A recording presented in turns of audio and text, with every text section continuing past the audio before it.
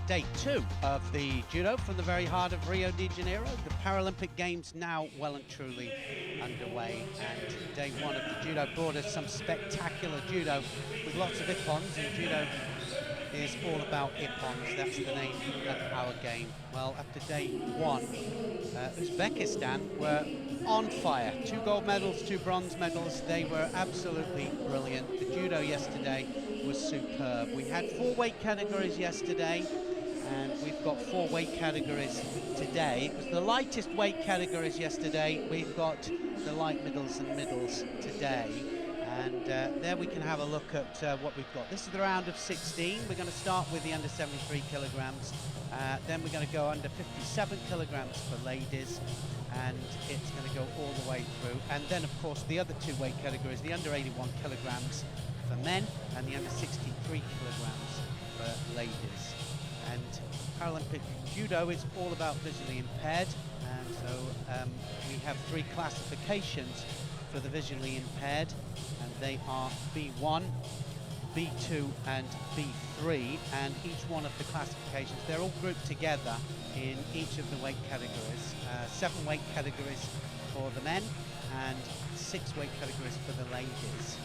And I'll explain a little bit more as we go through it as to what the classifications are.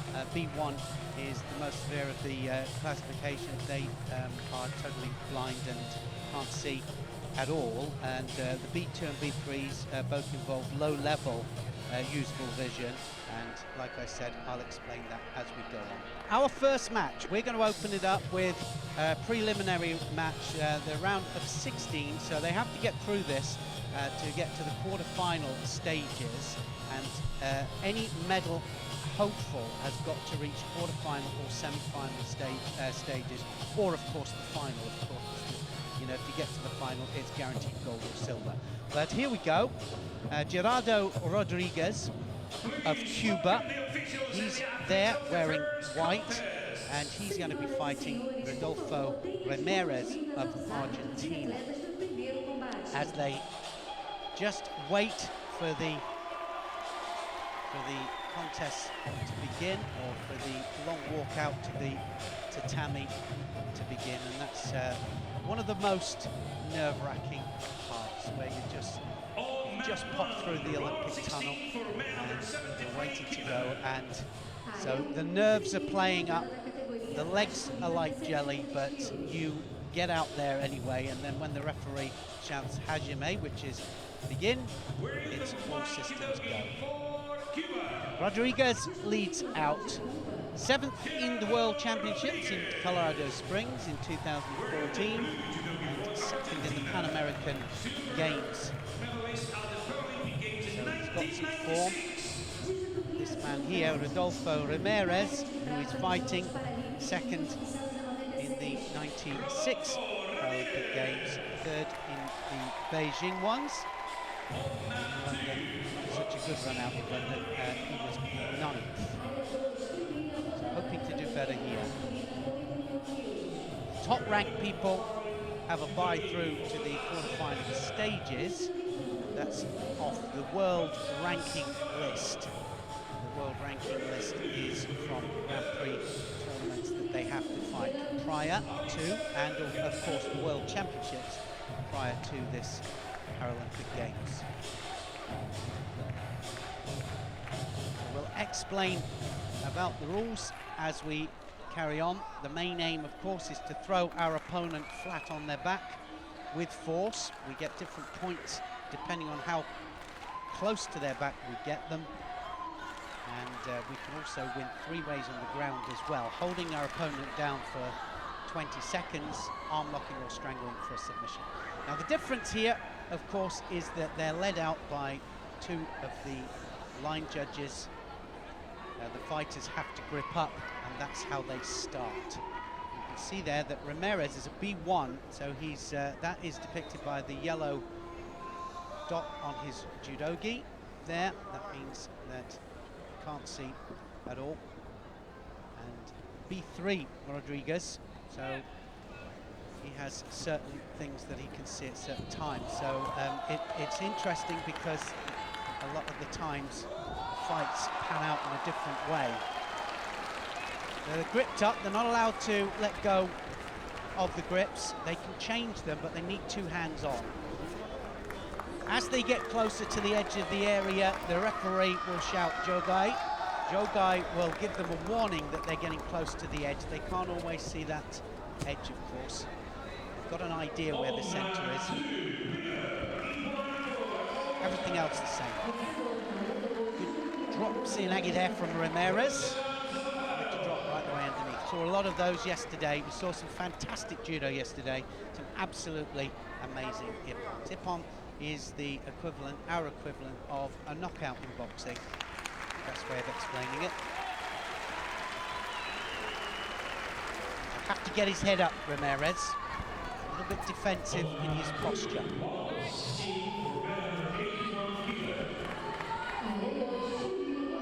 So a lot of the time, using their feet, as do able-bodied as well, it's all about using your feet to get a bearing as to where your opponent is and to break balance as well. Sometimes just to find a way in, the right line in order to throw your opponent.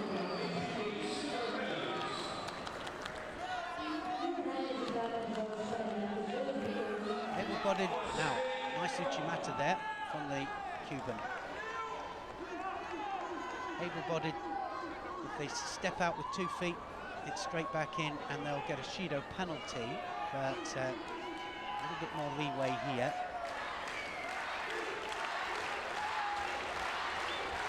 So a passivity given to Ramirez. Ramirez given a Shido. Also Rodriguez was given the Shido there, and that's depicted there by your little yellow flag on the scoreboard. 4 of those, and it's Hon Sokomaki. And there, for minor infringements of the rules, it can be anything to do with grips, not attacking in the allotted 20 to 30 seconds, stepping outside of the area just a little bit too easily. Obviously, there's a bit more leeway here, but these two still fighting very, very hard, and it might possibly be a hold down here, and it is. Now just have a look at the clock on the right-hand side there, just counting up the seconds. 20 seconds he's got a hold in for there. 10 seconds gone, so he's already got a Yuko on the board, and you'll see that when he gets to 15 seconds, a Rosari goes on the board, and then when he reaches the 20 seconds, Ippon is called. And Rodriguez is through to the quarterfinal stage, where he'll be fighting Gazimov of Azerbaijan in the next round. All over for Rodolfo Ramirez.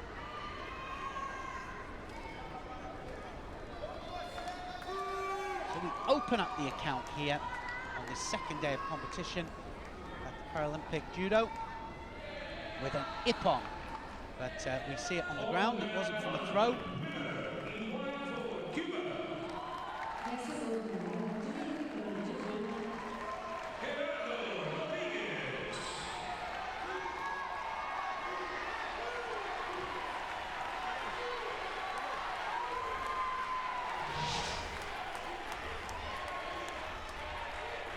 Have a look at the hand underneath the head there. Pulls the head in. Turnovers that we teach all our kids. Control the head, control the body, and he just launches him over onto his back there and just needs to readjust his balance now. It's upper part of the body. If you have any entanglement with the legs, the seconds won't count. So any kind of control on the upper part of the body, good win there, certainly for Rodriguez. Confirmation, Rodriguez the winner by Ippon.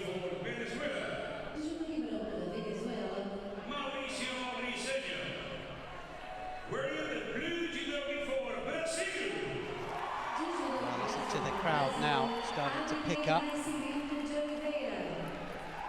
Brazilian on deck, and the crowd all the way through judo and the Paralympic judo.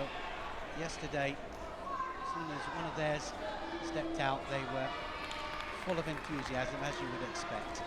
Mauricio Brasenko of Venezuela against Nascimento de Oliveira of Brazil. Vino of Venezuela is in white.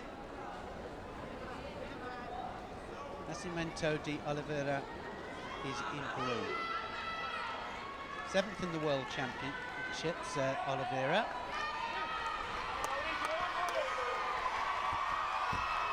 So straight away into the attack. Of course, Vino knows that he has the whole crowd to fight against as well. So transitioning straight into the groundwork there. Turns him onto his back. Can he get the leg out? Needs to get that leg out. Nice bit of groundwork there from the Venezuelan.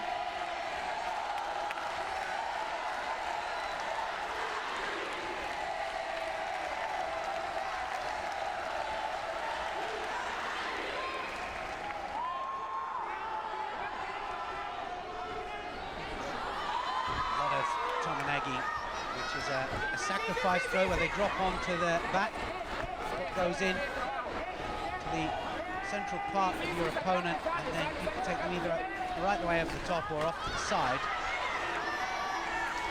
So on top of this match, and he's into the hold here. Might see a second hold down. He's got control of the head with the legs as well, and he's got a Sangaku movement with the legs there, triangular movement with the legs, controlling the head and the shoulder. Have a look at the seconds clicking up there. He's already a was area, and now it goes to 20 seconds. 20 seconds, and Vino of Venezuela wins by Ippon.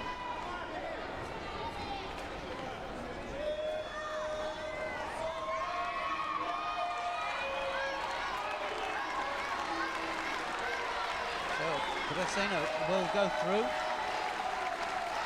by Cornhass of Germany.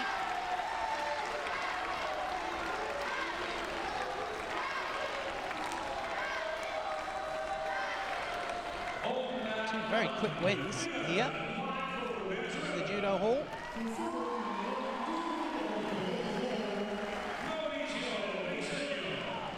Five-minute contests for the men and 4 minutes for the ladies. And you see the pain there. Brazilian absolutely distraught in front of his home crowd. But credit to the Venezuelan, because that was a nice turn over there. Vino turns him, secures the head and the shoulders, just needs to hold him for the 20 seconds. 20 seconds it was, and that took him through to give him 2 chances at a medal. Got to get to the quarterfinals to have any chance. If you lose in the quarterfinal, you come down for a repechage final, and if you win that, then you fight for 3rd place. But if you get through to the semi-final, you can either win to go through to the final, or if you lose, you come immediately down to fight for 3rd place. So it has to be a quarterfinal place to stand any chance of a medal.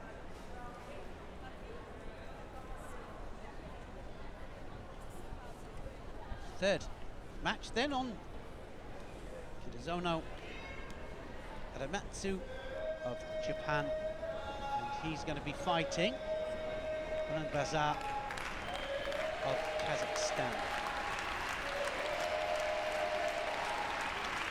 40 years of age on Bazar.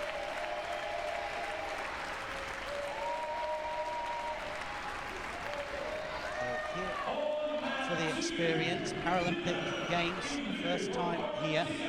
This man here, 7th in the 2012 Olympic Games.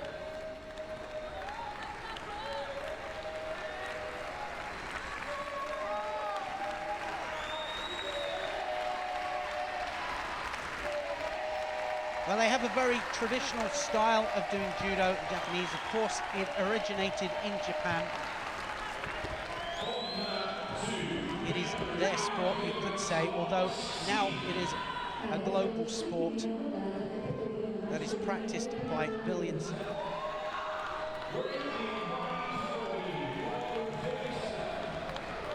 2.5 2.5 million people practice judo in Japan. Same in Brazil. When you consider that those countries, I mean, there are only 3.5 million people in Mongolia. Mongolia are one of the biggest judo nations in the world.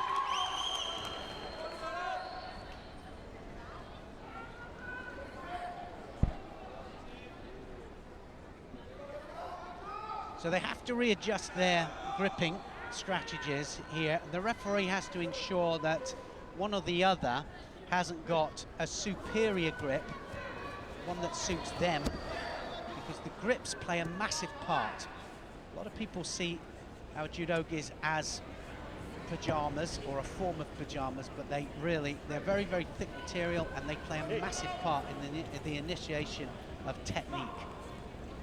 If you get your favorite grip, 2 hands on, normally that enables you to attack.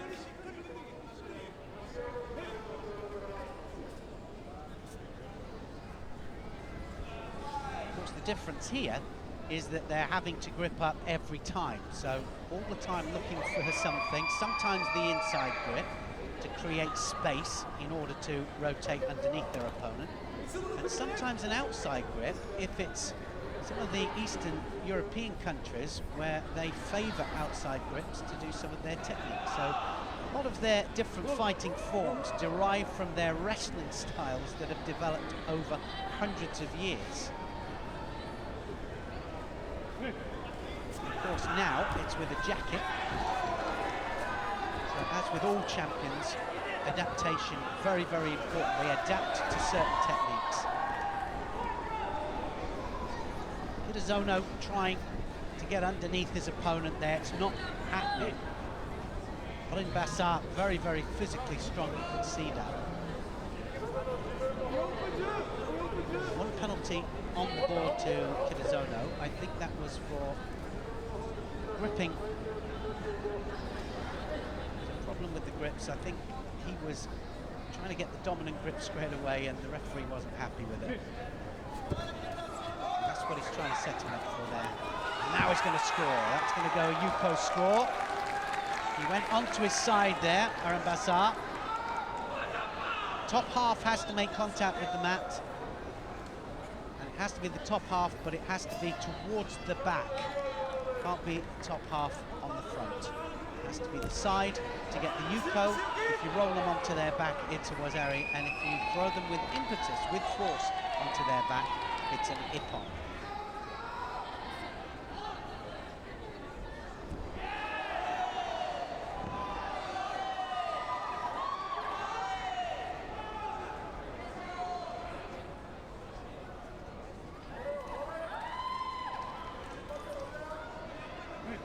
Crowd, very well educated crowd. As I just said, 2.5 million people practicing judo in Brazil. They know exactly what's going to happen. They know when there's a penalty going to come. They know when a technique's going to come as well. And it's all Japan at the moment. All the attacks coming from Kizono. Any positive score will actually be worth more than any amount of penalties. So if you have 3 penalties against you on the board, and you'll only see 3 of them because the 4th one will disqualify you.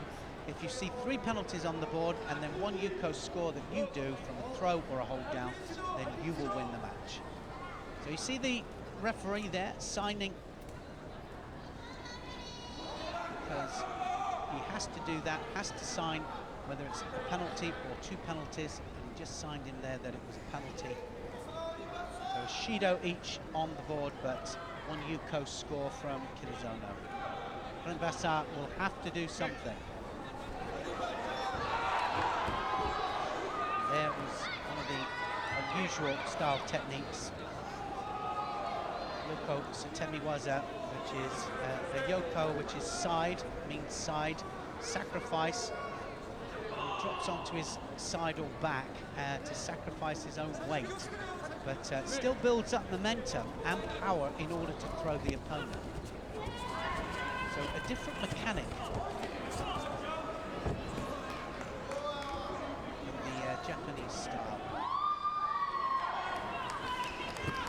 having it all his own way, is he, Kizono?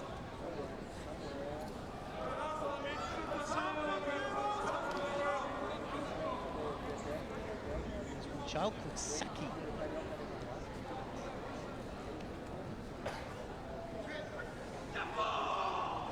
That's after the drink.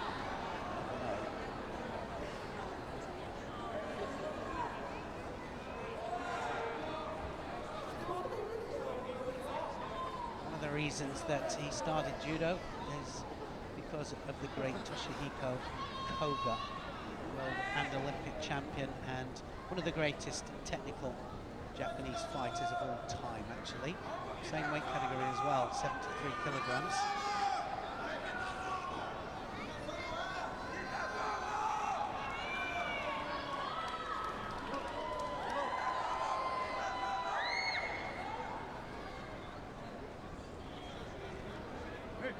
So he is a B1. So he has no sight at all. And you can see there that sometimes that's the reason that just a little bit off with the timing of the Uchimata. Kizono though has a lovely technique, you can see it there. That's why he has to feel the way with the feet there, just to find out exactly where the body position is of his opponent.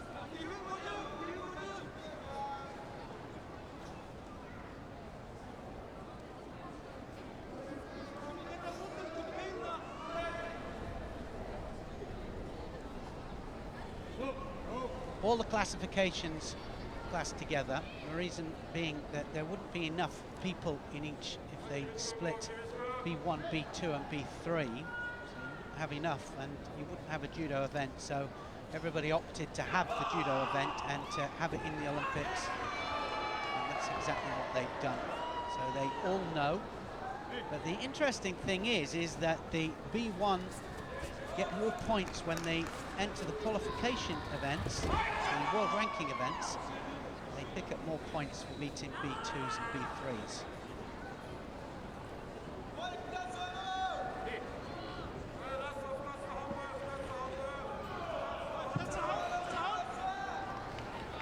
Two penalties each on that board.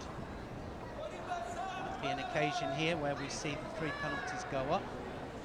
Haven't seen a Hon Sokomaki yet, no disqualifications, hasn't happened.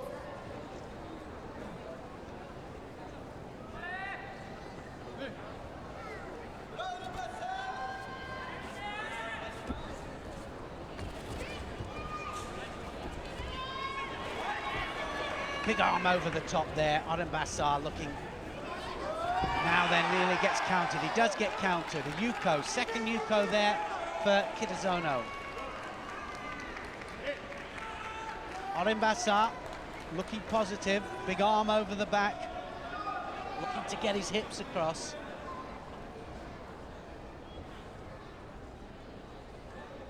One of the most difficult directions to throw an opponent is to your front, because you have to turn your back on your opponent.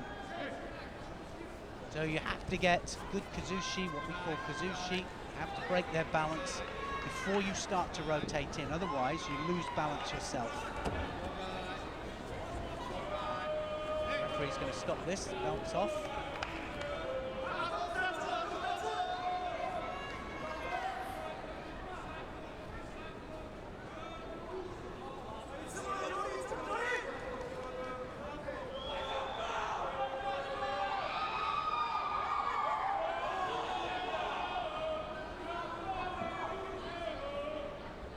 Both fighters asked to tie their belts, ensure that they're tied properly. The kimono, obviously it's a reflection, it represents the kimono of the Japanese kimono, and so we call it a judogi or a kimono. It is very much the same. It's tied by belt, cord, and is wrapped around the waist. That's where it came from. Difference is, of course, it's a lot thicker. The material is a lot thicker. It has to sustain a lot of gripping.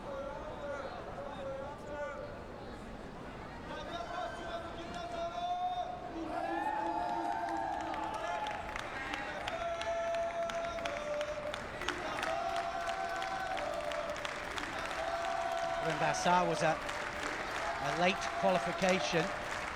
Only heard that he was representing his country, and he only heard in August 2016 because of the Russian Federation's exclusion from the games, and there was a reallocation of competition quota, so he got the nod. Well, that must have been a nice call, especially at 40 years of age, so probably not going to get another chance.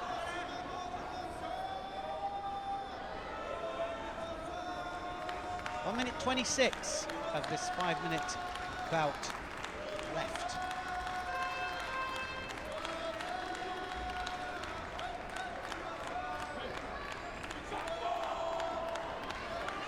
Oh, and he tries to hook the outside of the leg there. Bazar not giving up, still going for it.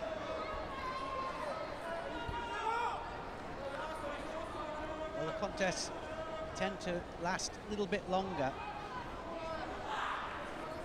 Visually impaired judo because of the breaks. They have to keep coming back to the middle. They have to grip up every time. Looks to me as if he's just a little bit injured there. Bazar took a knock on the leg.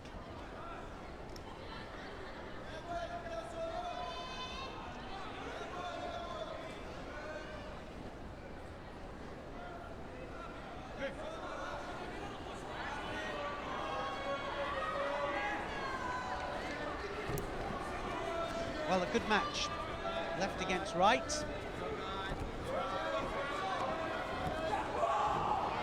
Kizono left-handed and Bazar right-handed, and that little buzzer that you just heard there, just indicating the last minute of competition. So that's for the fighters. They know now that they're into the last minute. 2 yukos up there to Kizono of Japan.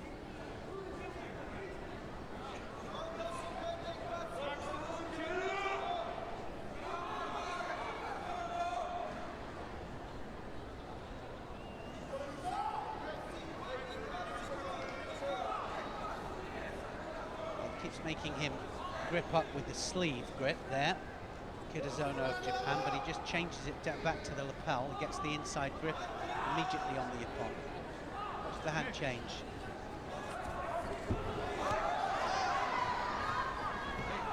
So not allowed to touch the legs in defense, attack or counter attack.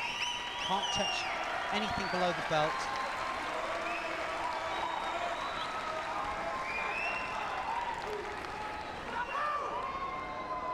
He's not the oldest fighter, Bazar.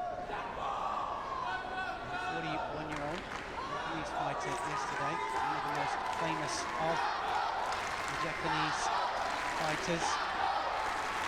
Hitoshi Fujimoto getting his 5th medal in the Paralympic Games, and 41 years of age. Magnificent performance yesterday.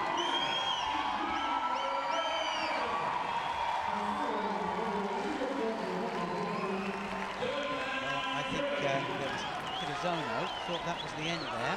We've got 2 mats going on, don't forget, so I think the bell of the other mat went, and it's not over yet. Still 38 seconds left of this contest.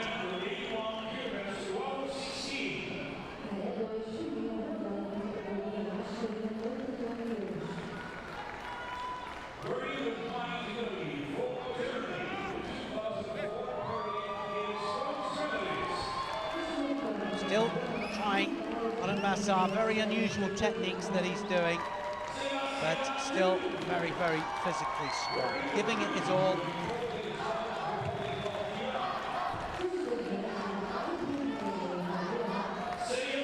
"26 seconds left.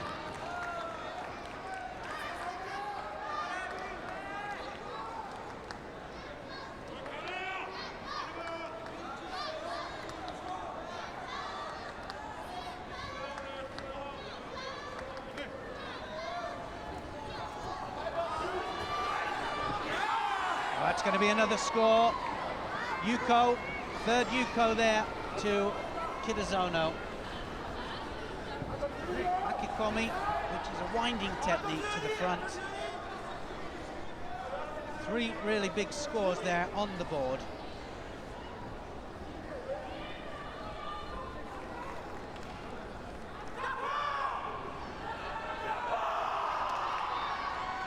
So well ahead, 12 seconds to go, just needs to block out a little bit now, just defend, doesn't need to do anything silly, and he will be through to the quarterfinals.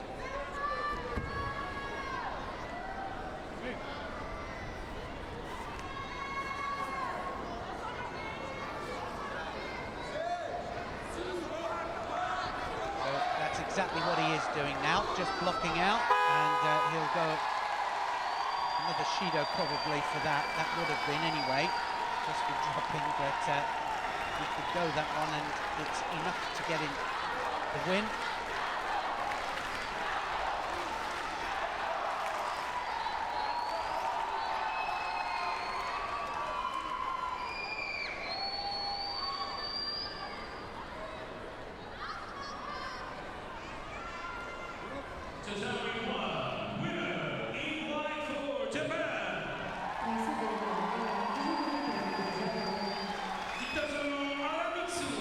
So a lot of support there in the crowd. Kizono, he does enough to take him through. Three good scores.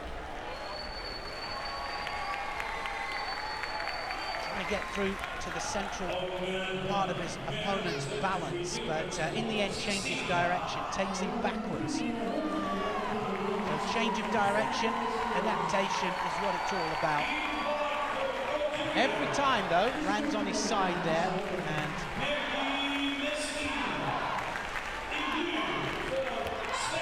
well, if it lands on the side, it only warrants the Yuko.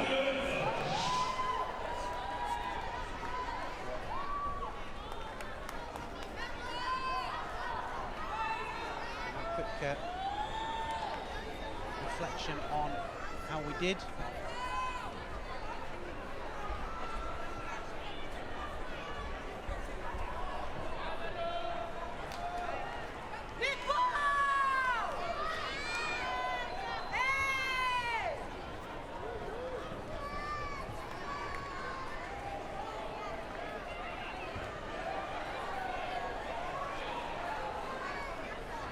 Test up.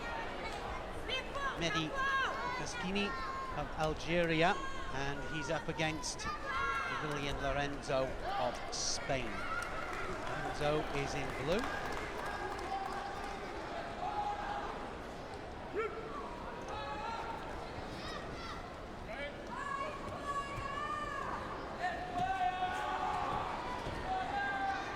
And straight into the attack.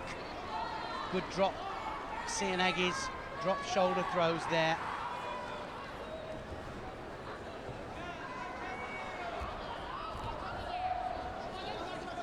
Well, full of energy and absolutely taking the fight to the Spanish fighter. 28 years of age, Mskin.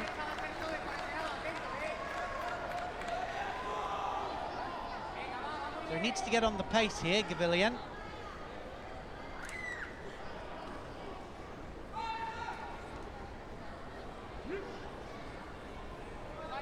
Both B3 classification.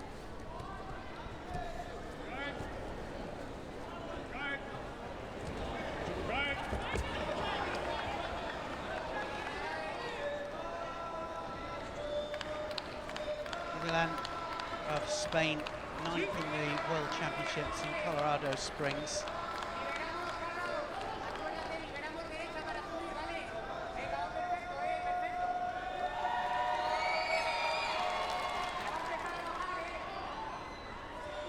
Classifications, of course, all grouped together, but both of these B3 and B2 both involve low-level usable vision.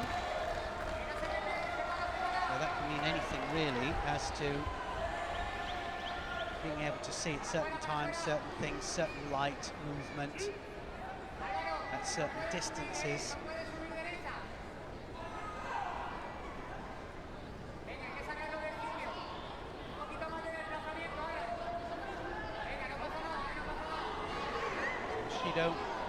given to Gavilan.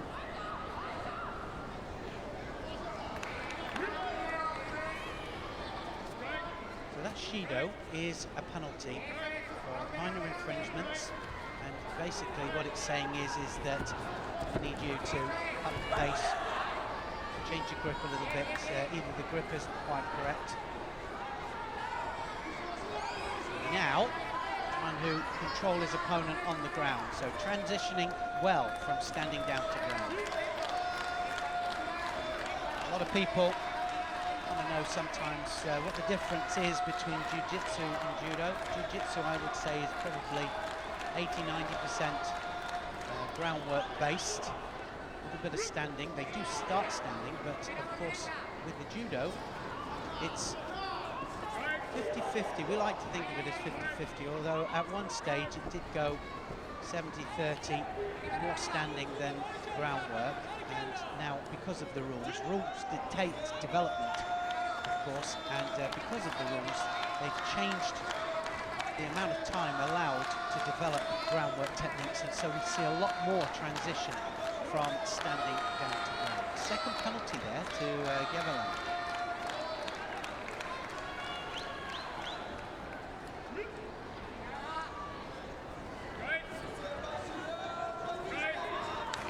Well, 5-minute contest, almost latched onto a technique there. Mskin just started to turn onto the leg.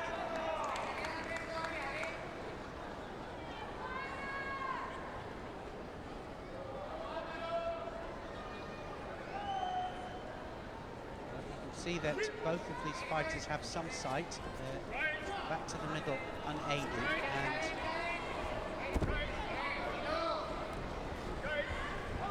well, it's Gavilan, Lorenzo's coach, that is making a sign for Mskin to get penalised for not attacking, and he hasn't attacked. It's been all the Spanish fighters' attacks so far.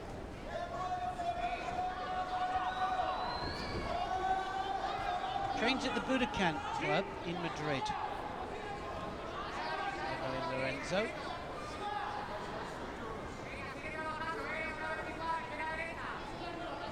He's 23 years of age.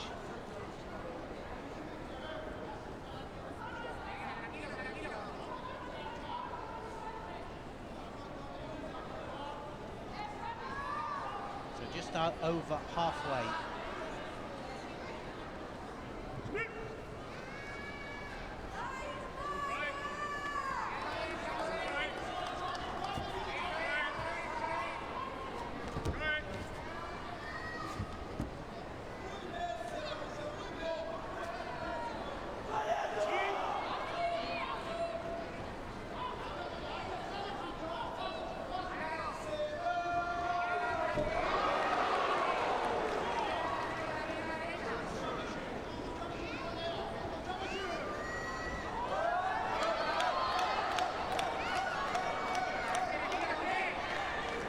So a third penalty goes up to Gavilan.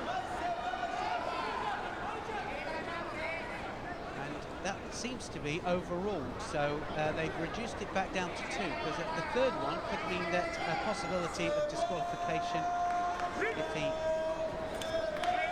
abide by the rules. Carried on as he is at the moment. There's a good drop, Sheniak from the Algerian. Mskin just trying to get underneath his opponent.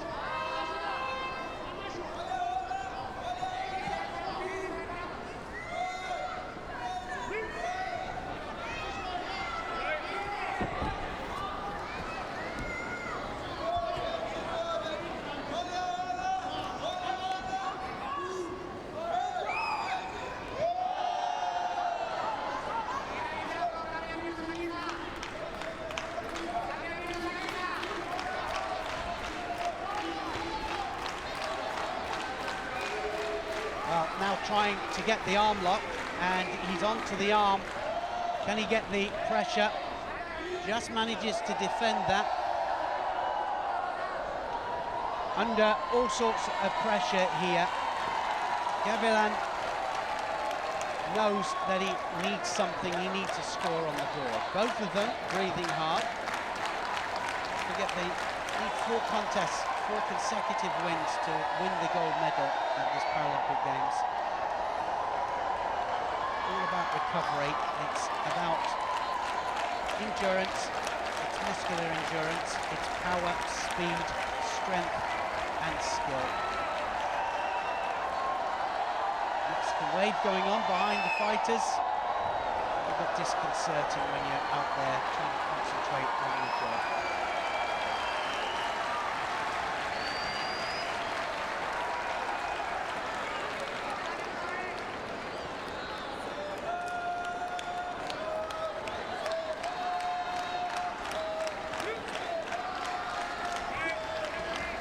Now has to move. 1 minute 24 left of this contest. Sinagi there from Gavilan.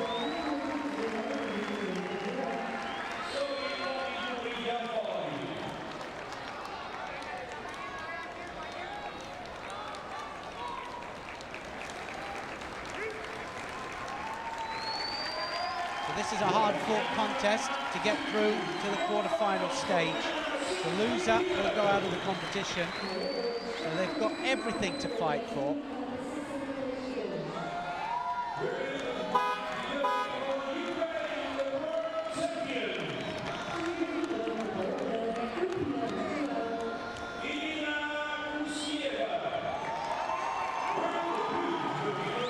Well, the referee giving them just a little bit of time down there, see what develops, but nothing. He has to turn him onto his back, of course, in order to hold him down, or he can concentrate on trying to get a submission by applying pressure to the arm or to the neck.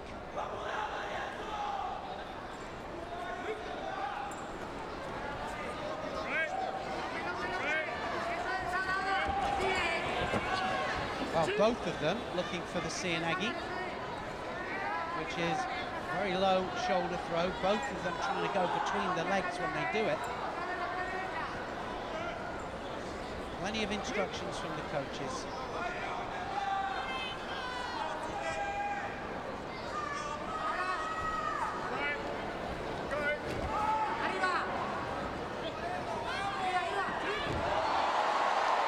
Trying to waste a few seconds, valuable seconds there. 28 seconds to go.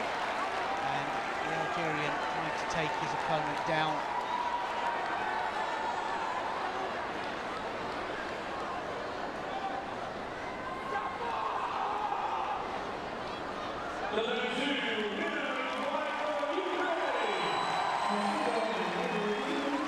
Now it's Paula to Gavilan Lorenzo. He has to go forwards. He needs a score.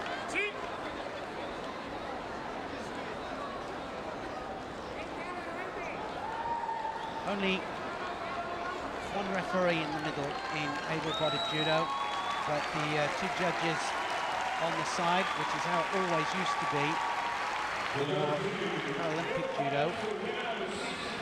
One of the reasons, of course, is that they have to escort the fighters out, and then they have to escort them back as well. And that was very, very close there. Last 6 seconds, just going to tick away here. It's gone away from him. Gavilan Lorenzo, he's going to lose this match.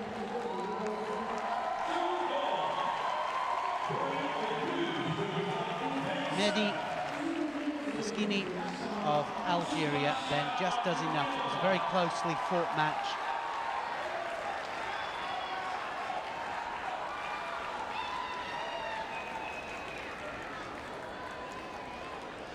So that will take him through to the quarter-final stages.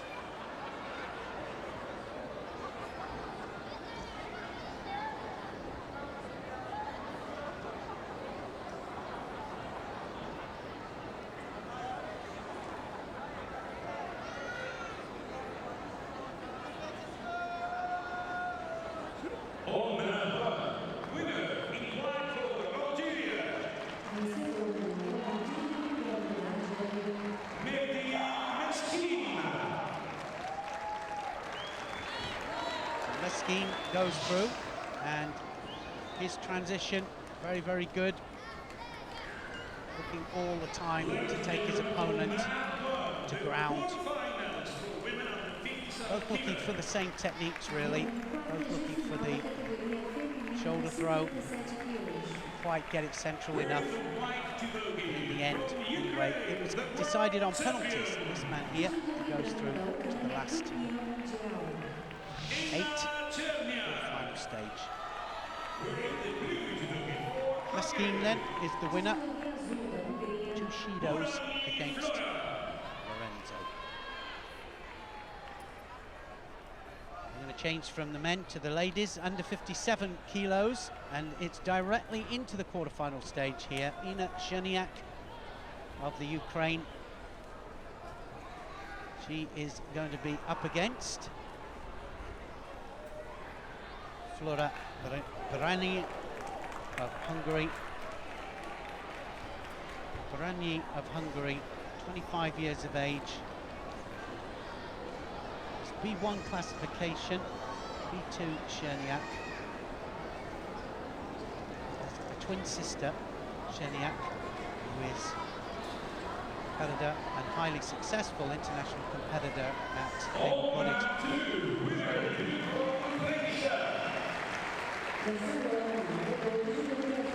Actually holds the title of Master of Sport of international class in the Ukraine.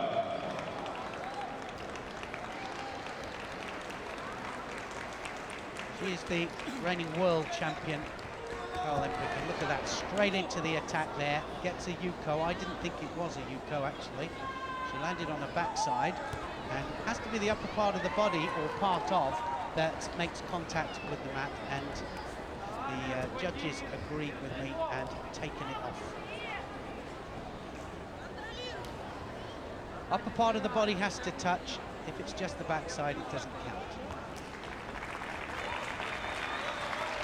Absolutely. Vani of Hungary there, straight into the attack. And I think she's going to be in trouble here if she's not careful. I think she just stayed there that little bit too long.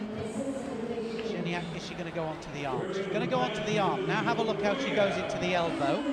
And now she's going to apply pressure.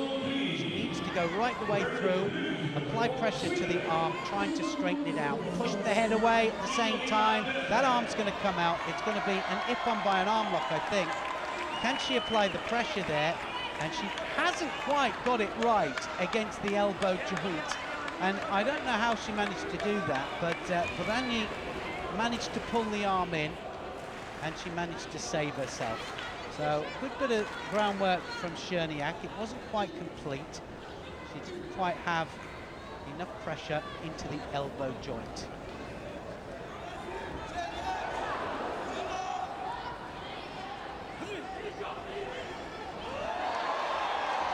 That's going to be a score. Wazari scored straight away.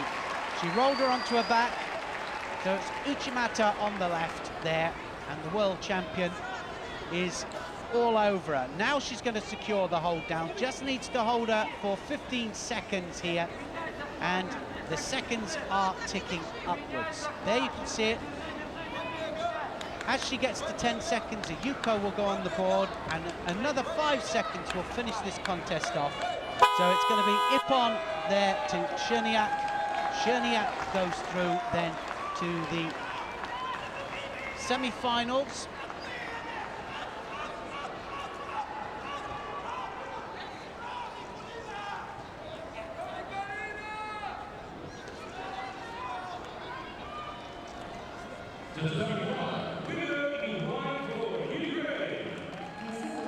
So excellent. What a good start there for the world champion. He was world champion, Colorado Springs.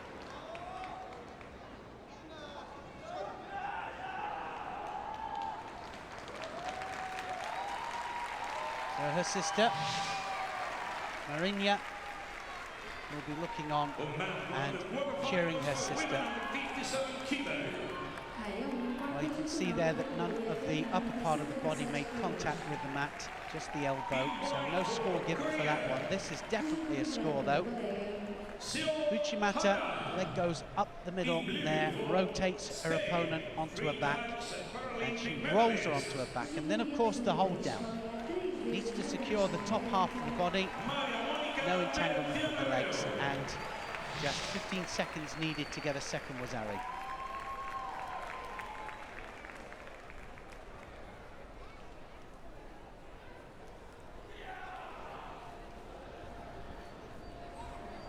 Next contest in 57 kilos category, so Hana.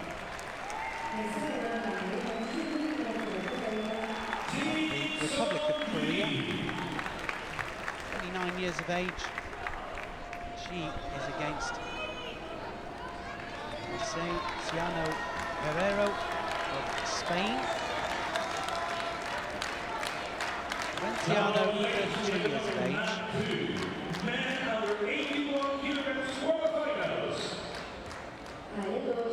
In Valencia, Spain, and lives there at the moment as well.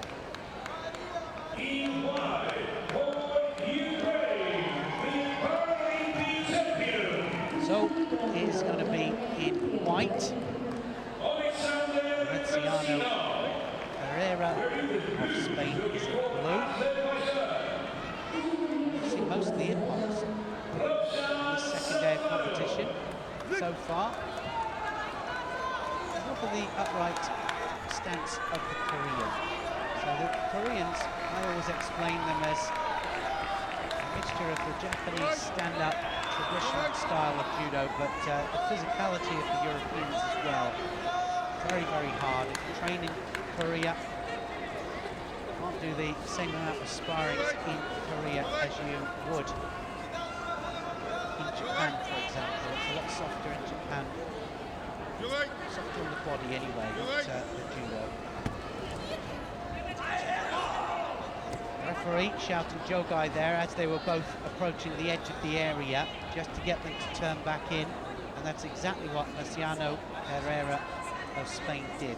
Well, didn't give them long enough there, I don't think.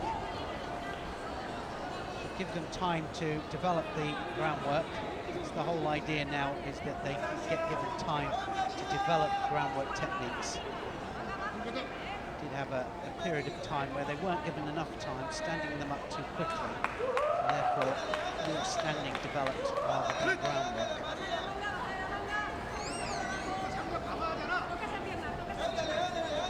Very left-handed is So Hana of Korea. Looking, I think, to the outside of the leg. That's what she wants. Now she's gone to the inside. That's going to be a Yuko. Well, he's given it an ippon there. It's incredible. But it's no way is that an ippon. It's been changed, I think, to a Wazari. Wazari scored. Remember that you have to throw them flat on their back, the points of their shoulders, to get the ippon. Anything that rolls is a Wazari.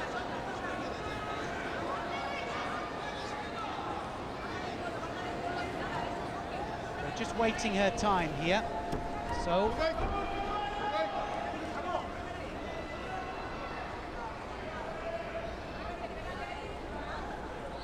looking for the strangle. It's across the face. Referee should be on that. That's going across the face. Oh, she gets the ippon.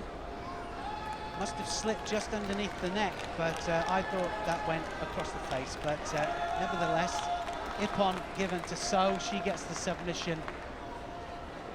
Lorenzo Herrera of Spain had to submit.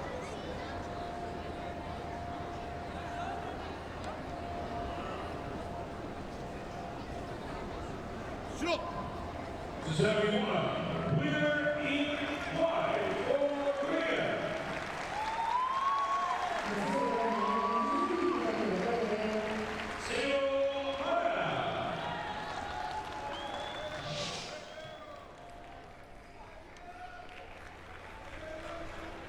Uchigari started it off.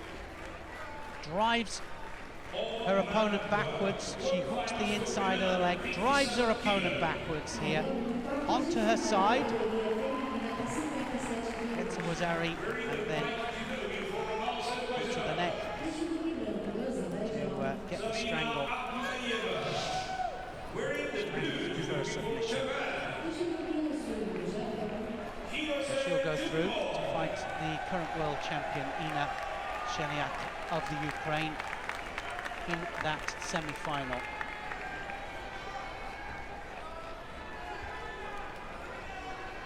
Sabina Abdalieva coming out next. Second quarterfinal. Third quarterfinal, sorry, of the under 57 kilos category.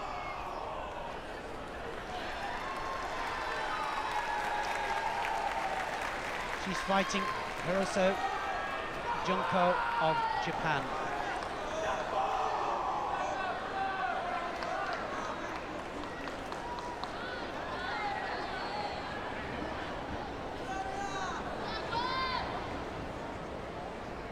Abdalieva, 20 years of age, B2 classification, second in the World Championships in 2014.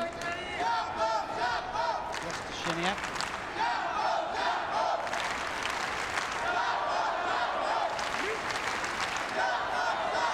In the Pan-American Games, the Para-Asian Games, should I say. So Hirose now having her arm attacked straight away, straight to ground here. The Azeri, can she apply pressure to it? A lot of the Eastern Bloc countries really looking for the arms and for the follow-through from standing to ground to go on to the arm locks, favouring the submission holds.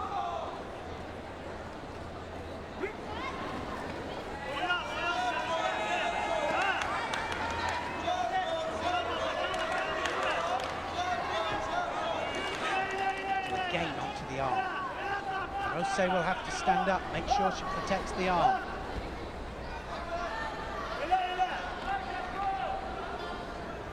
I think Hirose now realises that she's got to be careful with that.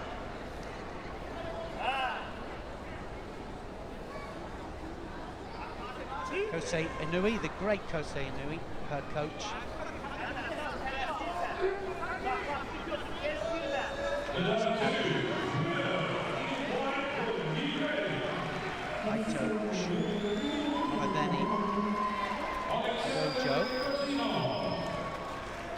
Shido goes up there to Hirose, and I think that is for that's not putting the attacks in. So Abdalieva is the one that is ahead on attacks at the moment. Once Shido up, easily possible to turn that around.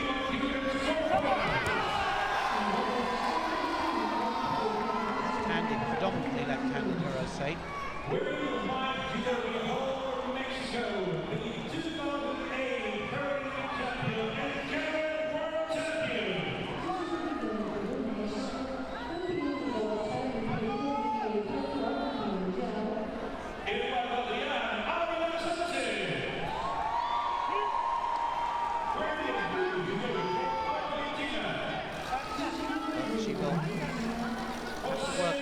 Trying to get this score back. Well, it's a penalty, it's not a score. Slight difference. But it will work against her. And she could lose the contest because of it, so plenty of work to do. Not even halfway though. Just a minute and a half gone in this contest. 4-minute contest for ladies, 5 for the men.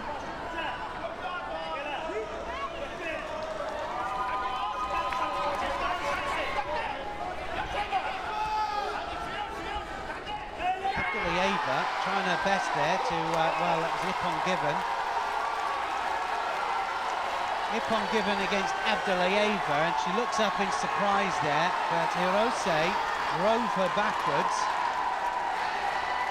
And that was a mistake, I think, because she was jumping onto the back of Hirose, and Hirose changed the direction, drove her back. I think it's going to go to a video referee. Not entirely sure as to whether that should be Ippon. I wasn't entirely convinced. So taken off, Abdalieva breathes again. It's still...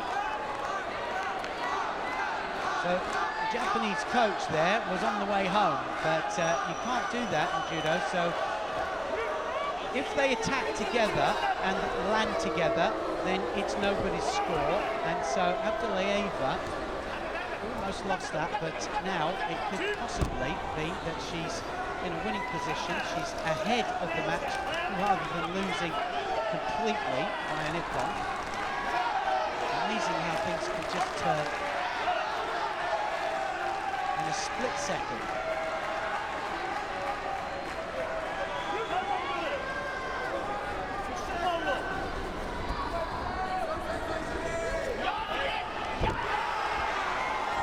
As well, still no score.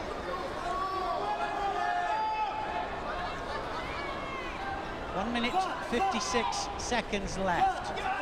Now she's got that strangle on. That is round the neck there, and that could possibly go on.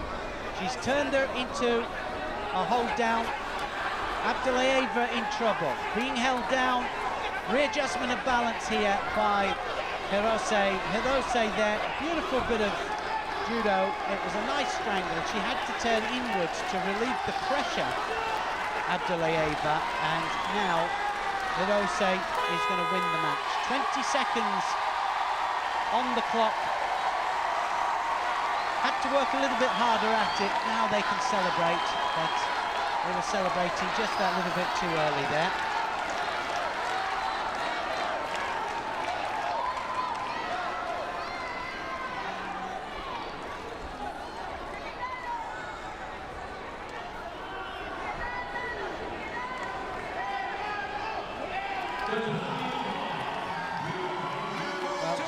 About that one, Abda was beaten in the end, but it wasn't the throw that did it. Good bit of groundwork in the end from Herrero of Japan.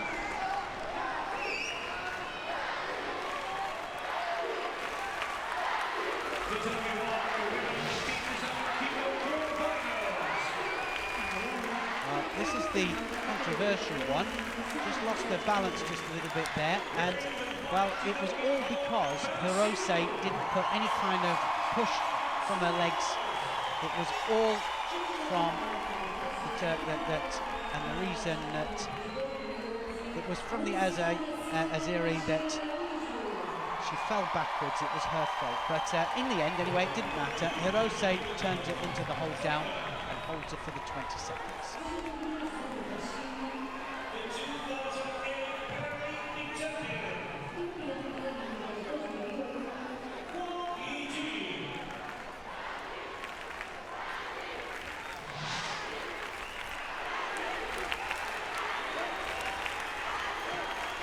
Confirmation, winner by ippon, Herrero of Japan.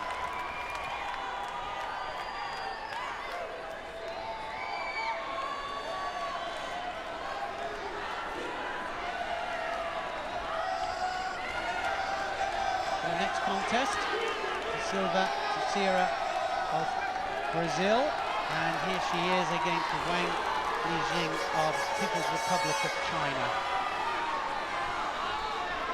Brazil in white and China in blue.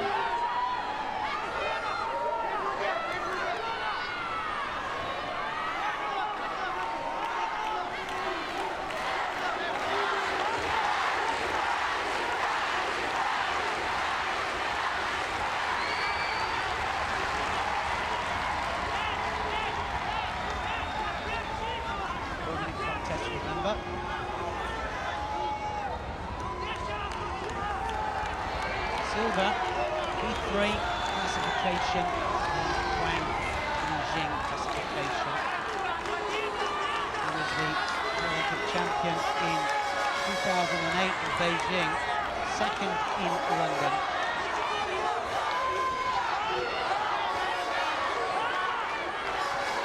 But for Silva, not phased at all. She's got the whole crowd behind her. The crowd absolutely up for this.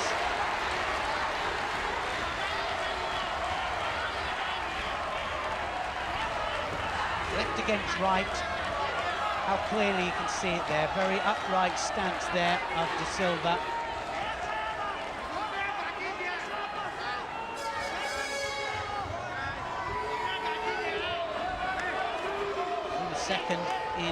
London.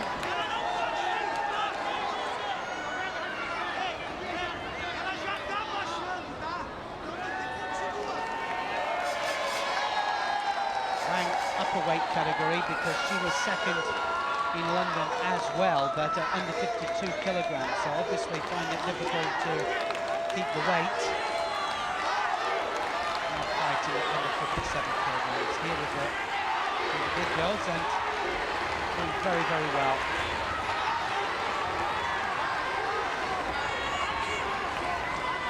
Just finding it that little bit difficult against a very awkward left-handed fighter. Look at the nice stance there. De Silva just defending very, very well.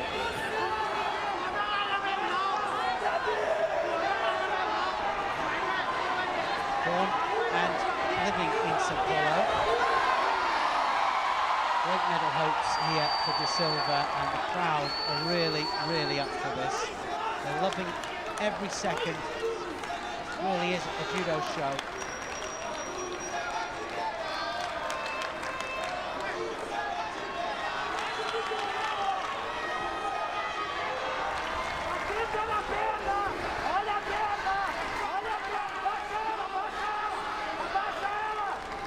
Still no score on the board. 2 penalties up for Wang.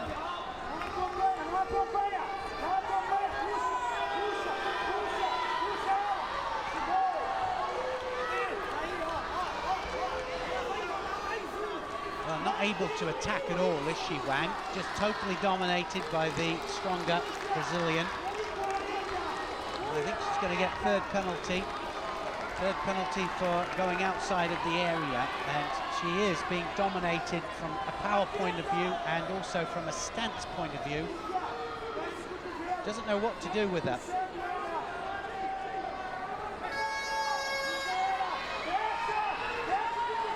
She'll still have chances for medals, but is it going to be to get through to the final? I don't know. Looks to me as if the very awkward style of De Silva is just a little bit too much for her.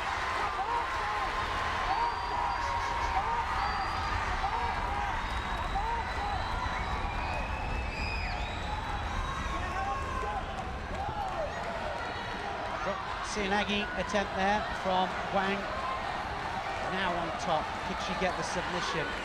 Well, that would turn it all around, wouldn't it, of course. One more penalty, remember, and she gets on Sokomaki disqualification. De Silva goes through.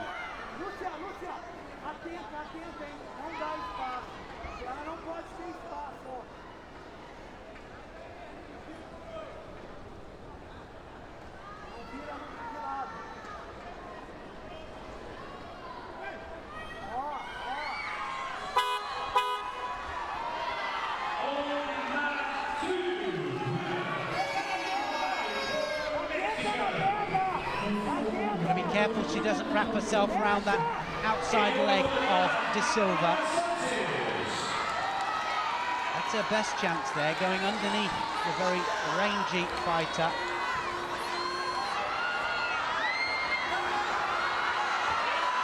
Wow, what a turnover. We've seen it before there by the Chinese team. They turn them over, flick them onto their back into the hold down, but a nice bit of groundwork there from De Silva as well. Just manages to avoid it. Remember, to hold her down, Wang has to get past the legs. 18 seconds left on the clock.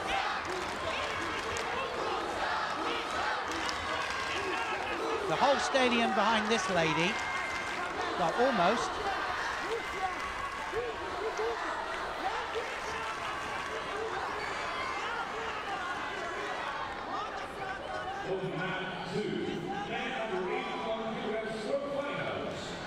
Chinese coach absolutely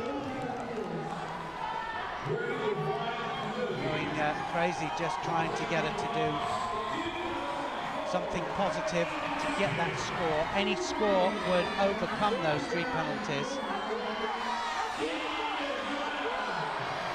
7 seconds left on the clock. Tries to go around the outside here. Good tactical play here from De Silva, Teixeira Aroja, and she goes through to the semi-finals.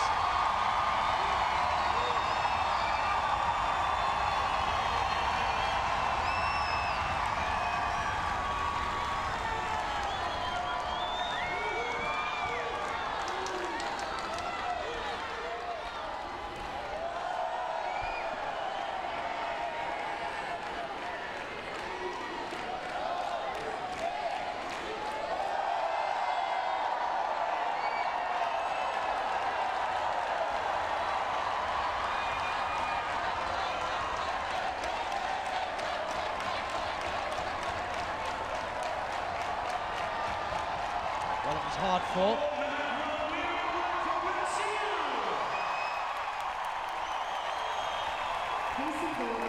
De Silva in the end does enough. She goes through.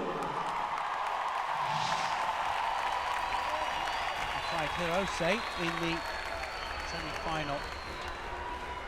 Always very, very confident. Posture was good. Dominated all the way through.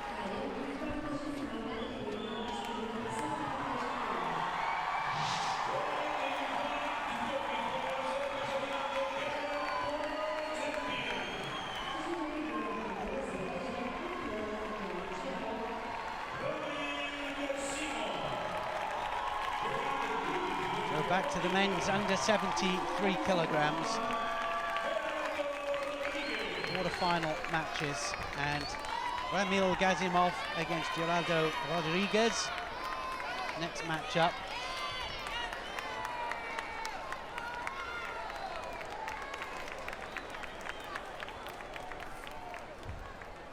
This time Rodriguez is going to be in blue. Gazimov will be in white.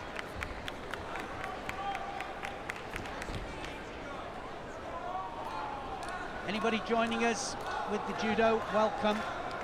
We have some amazing judo still in store. We've seen some amazing judo as well, and judo in Paralympics is all about visually impaired. B1, B2 and B3 classifications, B1 being blind and with no sight, and B2 and B3 with, well, like it says, visual impairment, unable to see certain things, low level musical vision. And these two here, Gazimov has B2 classification, Rodriguez has B3 classification. They're all grouped together, 7 weight categories in the men, 6 weight categories in the ladies, and they're all grouped together. They wouldn't have enough people to be able to fight if they split them all up into classifications as well. Look at that technique there from Gazimov. Gazimov straight into the attack here. And now, is he going to turn him? Rodriguez there, just trying to turn onto his front. He feels the danger, and it's a nice bit of groundwork here from the Azeri. He's going to go again on it, trying to control the head. Now he's going to try for the strangle as well. Soliv Jujijimi is the technique that he was trying there, gripping his own sleeve.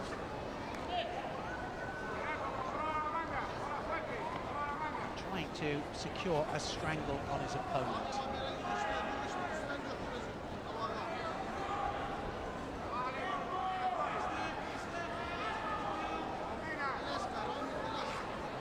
A lot of the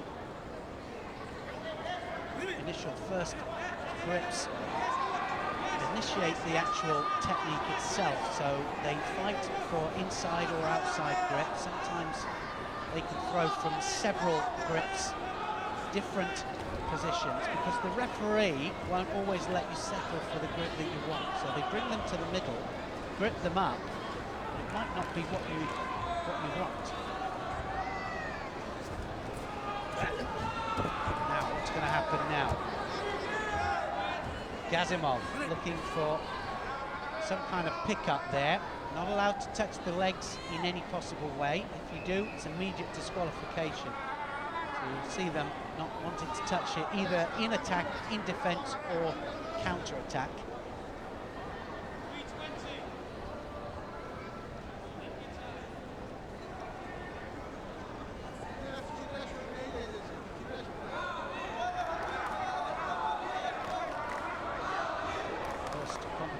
International competition was in 2013, Gazimov, against the Ukraine, and also the European Championships in Iga, Hungary.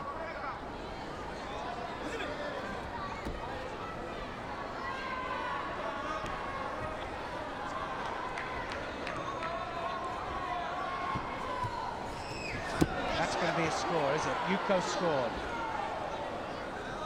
Takes the outside of the leg, drives Rodriguez onto his side there. Rodriguez, though, immediately up, but he did land. So a Yuko scored. Anything that lands top half of the body on the side is a Yuko. Anything that rolls on the back is a Wazari, and anything with force onto the back is an Ippo.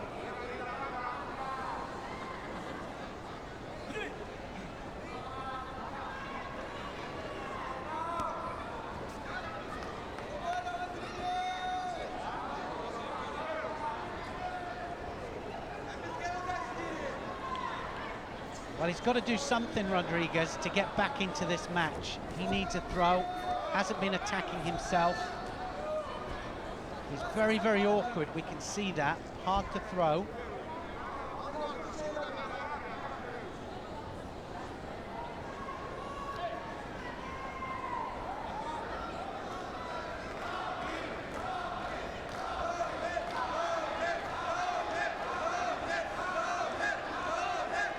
Something must have happened, whether it's gone to video referee or not. I think it might have gone to video referee, which is off the map.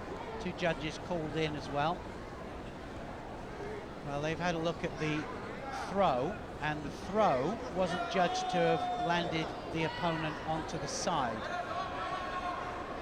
So they can change it at any time, and they have done, but a little bit late for me because they've gone almost a minute and a half there with one of them believing that he is ahead in the contest, and now he suddenly realizes he's not. So it's different tactics when you're ahead or when you're losing.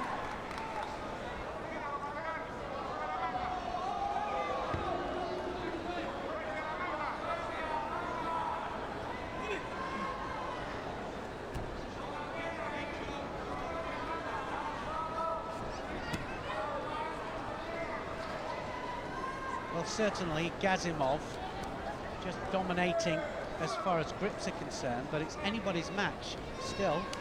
Rodriguez just behind.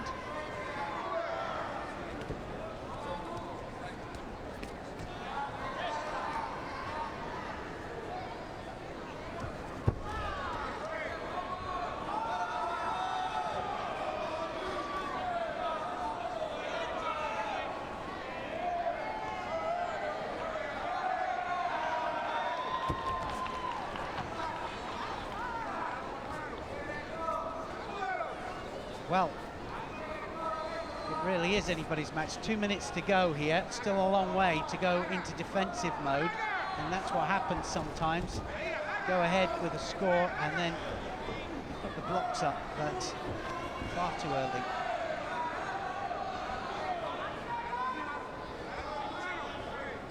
They might just get a Shido each here, neither one of them attacking.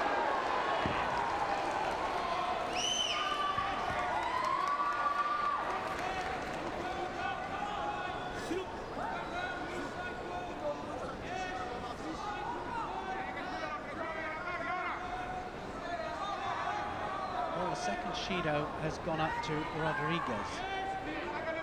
Well, I didn't think either one of them were attacking.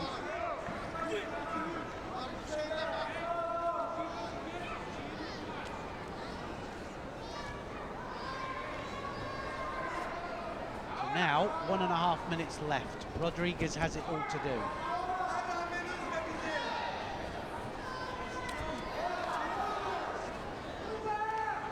Both a little bit tentative. They can feel the danger through the hands. Nagi attempt from Gazimov. Good one as well. He broke the balance of the Cuban.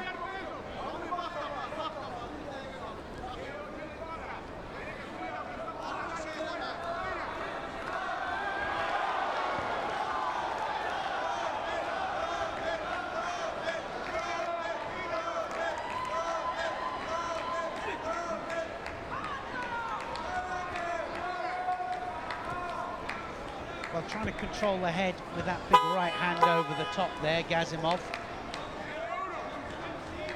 Look how he wraps around the arm as well. So typical of the Azeri style that they have techniques that go over both flanks. Side sacrifice there, he tries it, Yoko Toshi. And now on the other side there, different flank. Good attacking stuff from Gazimov, hasn't managed to secure anything that's going to score, and that breath there kind of said it all. Gerardo Rodriguez needs a technique that's going to score.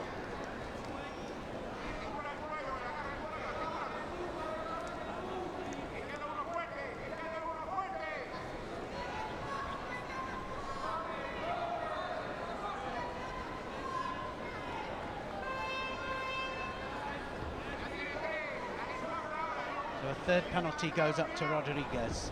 Rodriguez, one more, and it will be Hon Sokomaki disqualification. So it means basically that scoreline says that it's all Gazimov. Gazimov is the one that's attacking.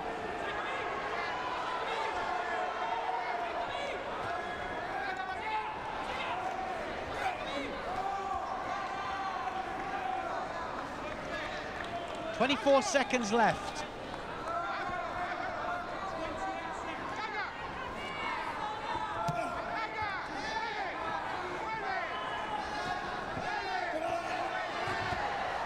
Little flurry of attacks there just to finish it all off.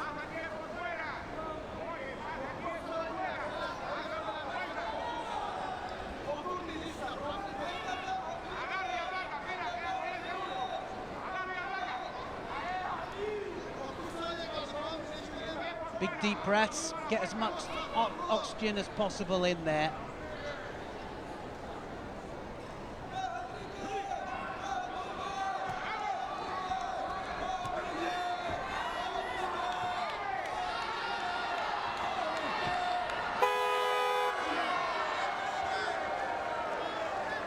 So all over, and Gazimov has done enough.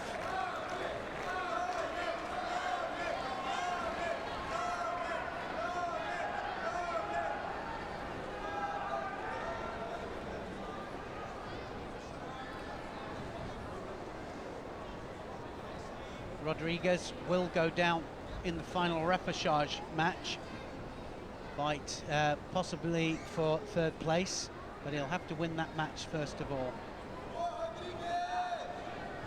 Gazimov goes through to the semi-final.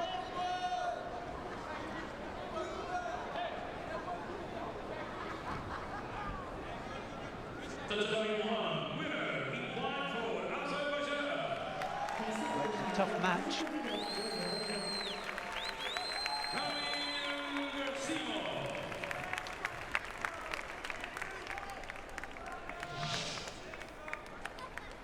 This is the turnover, almost caught the Cuban.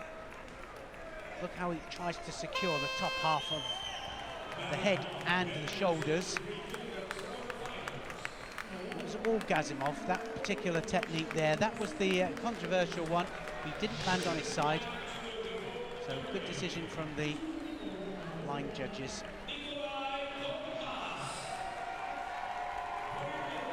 Here's the result. Gazimov of Azerbaijan goes through to the semi-final.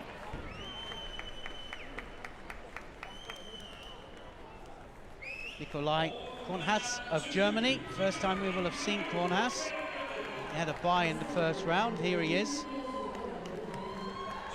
Maurizio Vecino, the winner by Ippon in his previous match from Venezuela.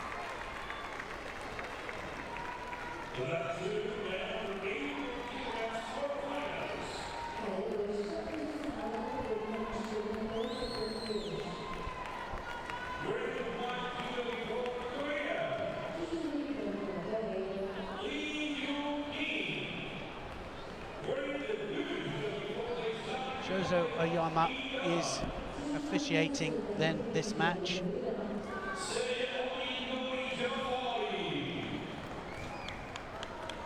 Cornhass, 23 years of age, from Germany, student at the University of Freiburg.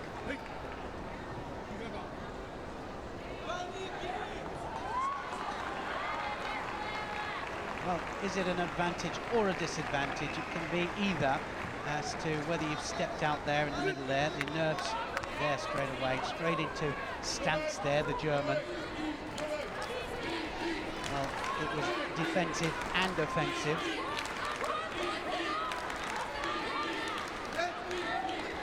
Didn't want to know down there though, did he?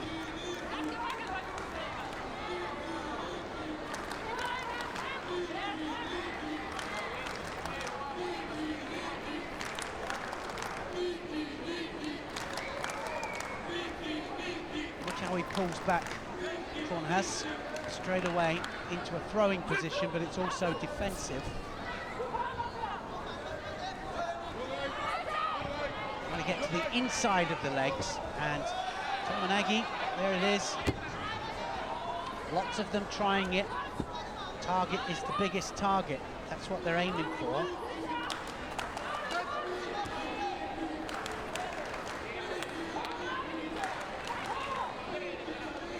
So just a little bit off the pace here, but I'd say no.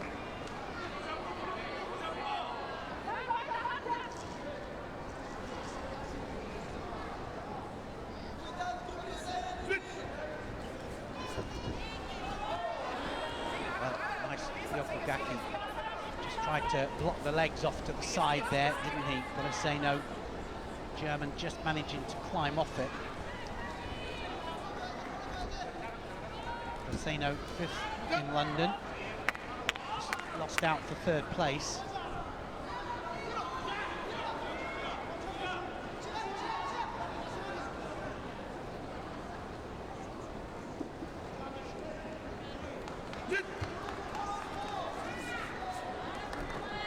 Difference in the able-bodied and visually impaired is that they bring them together. So they've got to grip up. They have to keep 2 hands on each other as well. They can get penalised if one of the hands comes off. Well, not if it comes off, but if it doesn't stay on. I just want to say that. So you're not allowed to just have one hand dangling down.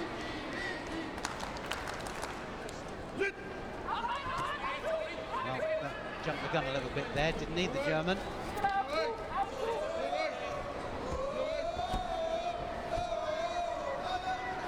Now can he secure the top half? Yes, he can. Can he get the leg out? Trying to get the leg out here, Cornhass. Looks to me as if that leg just might come out. Needs to get the knee onto the floor. He has the control of the upper part of the body. So didn't quite have enough time there, but Aseno did well to keep the leg.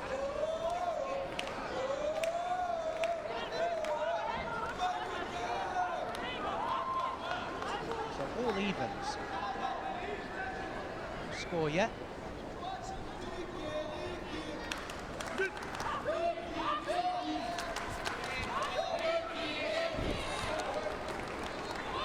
Trying for big techniques to the front. Cornhass. A little bit of a delay there for the follow through to groundwork.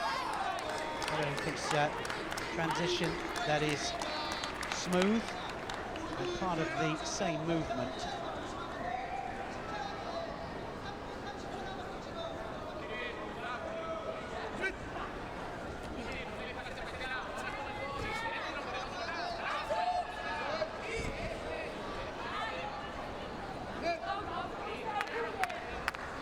Allowed to touch the legs even in defense, remember, so they can't touch anything below. If one of the opponents is still able to throw or is in a throwing position, then you're not allowed to touch the legs. If both are on the ground, you are allowed to touch the legs. So the referee has to decide as to who can throw, who can't.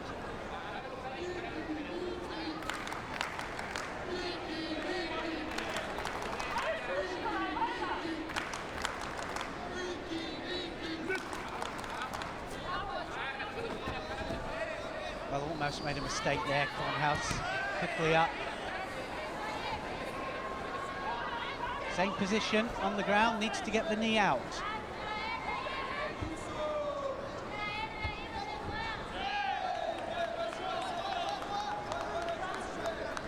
Working hard to get the leg out. If that leg comes out, then he'll have to hold him for 20 seconds.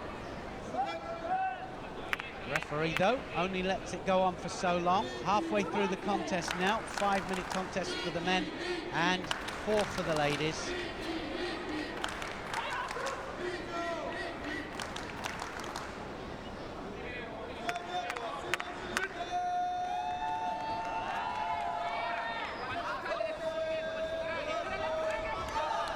Well, that was close.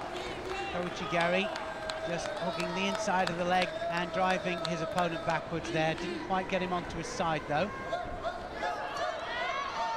Possibility here on the ground. Can he go into the arm? Line judge there, got a really good view on that.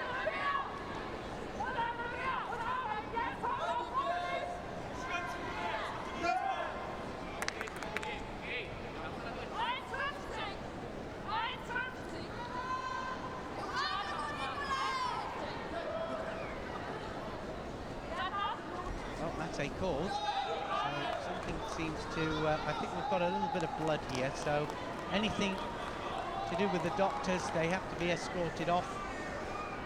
Exactly the same for able-bodied as well. They have to leave and have it attended to on the side there by the doctor. But blood's a bit of a funny one, because if they can't stop the flow of blood, can't stop the contest.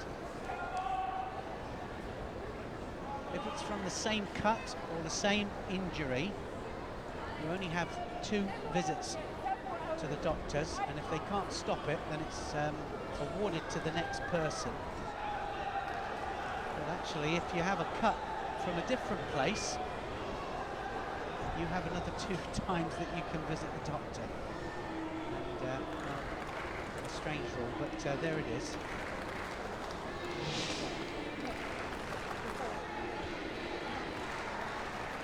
This might be what actually caused it.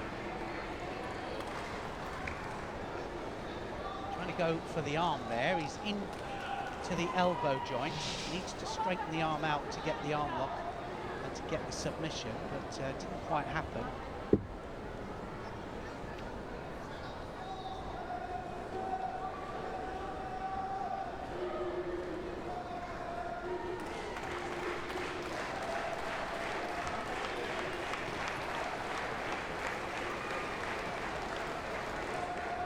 Everybody now, just time to reflect.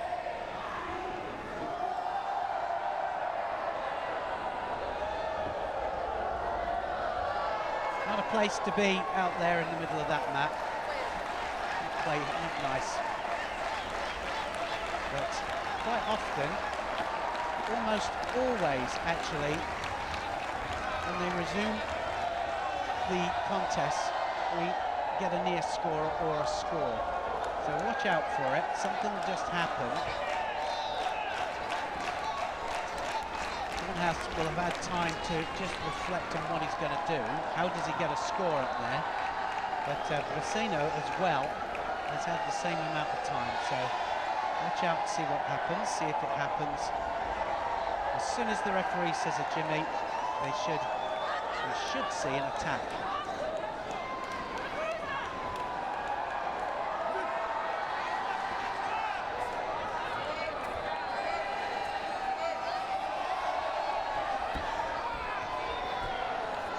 Two attacks, one from each.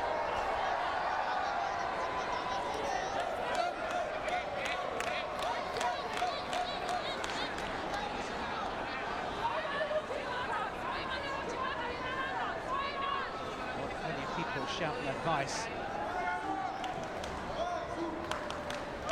Has let his opponent grip up first, and then he comes over. That's what I would do. That's what I would do.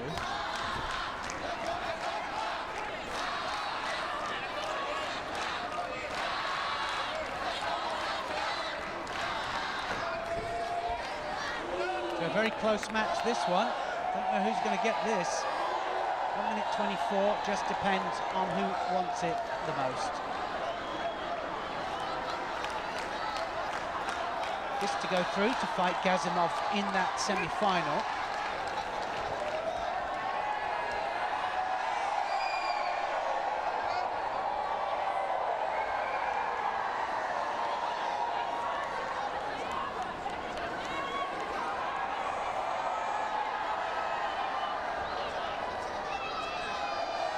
even though some of the athletes have sight and can find their way back. And what happens is the referee still has to pull them together.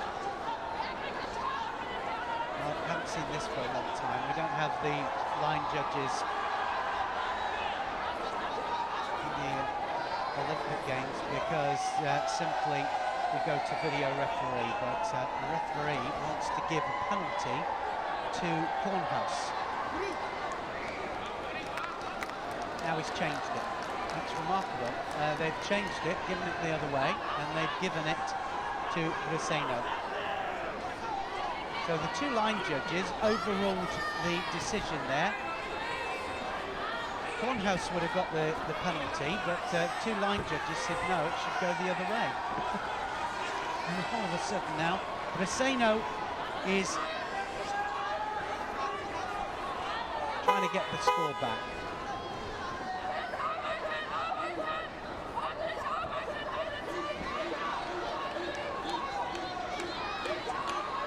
Needs to be into the elbow joint. He's going to go for the arm lock. Veno needs to get up.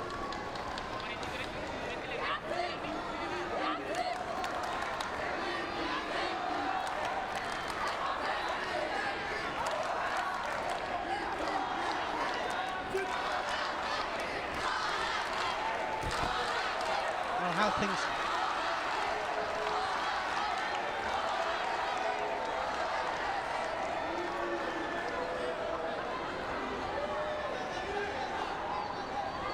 He's not very happy about this, is he? But Veno absolutely not happy with it, and I must say that I'd feel the same way if I was him.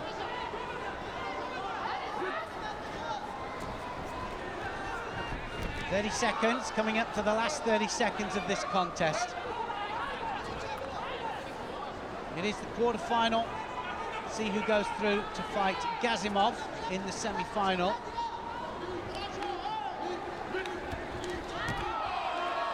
That was close.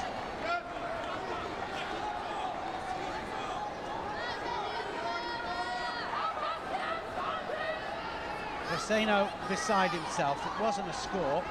He thought it was, but it wasn't. Uchimata again from Cornhass.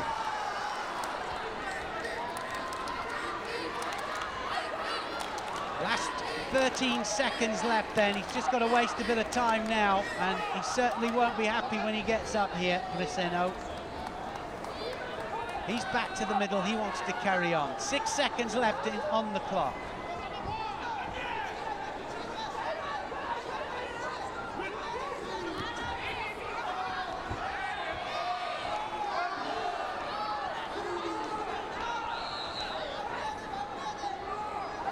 Just wants to get on with it, Veno, and that's one of the things about having to grip up every time. You lose the momentum. Well, you can see he's absolutely not happy about that. That Shido absolutely went, well, the wrong way, I don't know. Neither one of them, I think, absolutely attacking 100%, so I don't think either one of them should have got the penalty. Anyway, it went against Veno, and he's not a happy person at all.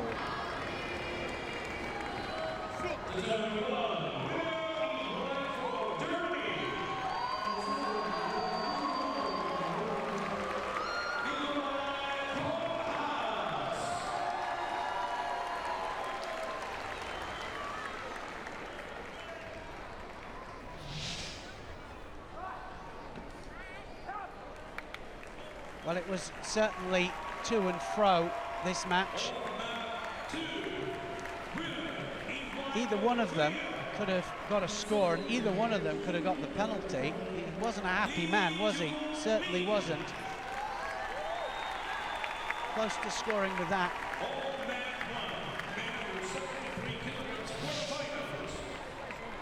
A bit of drama. Confirmation, Veno loses it on the penalty. Cornhass goes through to the semi-final.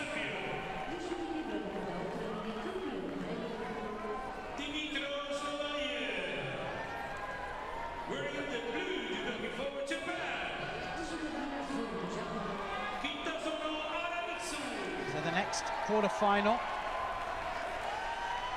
Dmitry Soliv of the Ukraine against Alamitsu Kizono of Japan.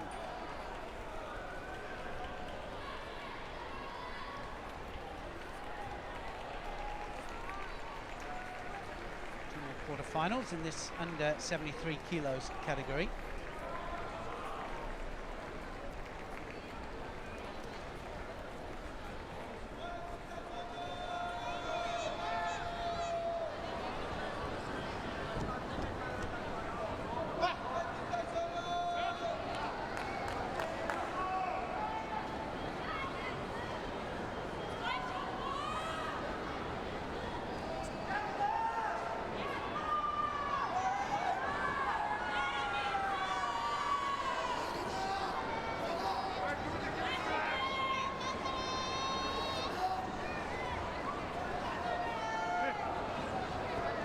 So, Soliv of the Ukraine, straight away there, what a technique, gets a Wazari,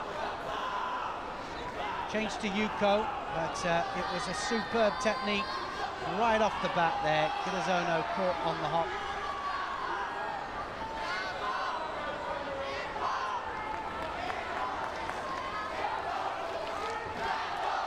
Paralympic champion from London, Soliv.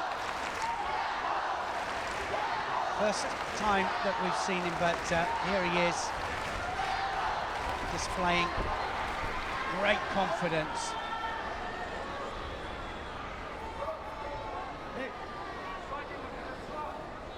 World champion as well in 2010, but third in the 2014 World Championships. Kizono knows that he's got his work cut out here.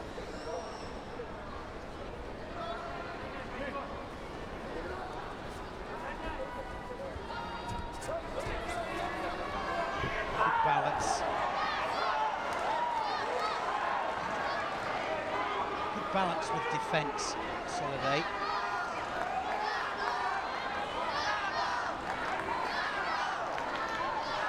So Kizono knows that he's got his work cut out. He knows that he's got to try and attack first. Oh, and a good Ashiwaza there. That's going to be a Wazari, is it? Two Yukos. It's another Yuko, and he's on the arm. Well, beautiful Ashiwaza foot sweeps there from Soliv.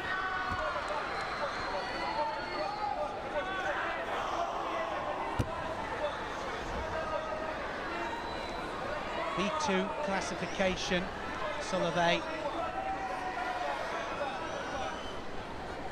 B1, Kizono. Indicated by the red circle on his sleeves, but there's the offside commie there. Oh, and he manages to get out. Kizono did well there. Good bit of groundwork from Soliv. Soliv all over him. And he's going to go for the turn again.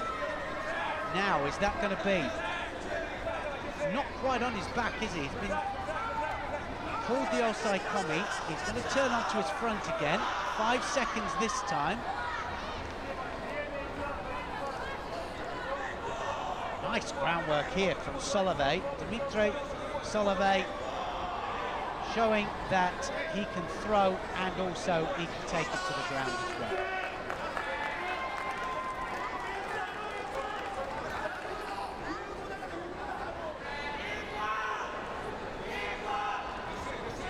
Kizono, you can see by the look on his face there, don't quite know what's hit him.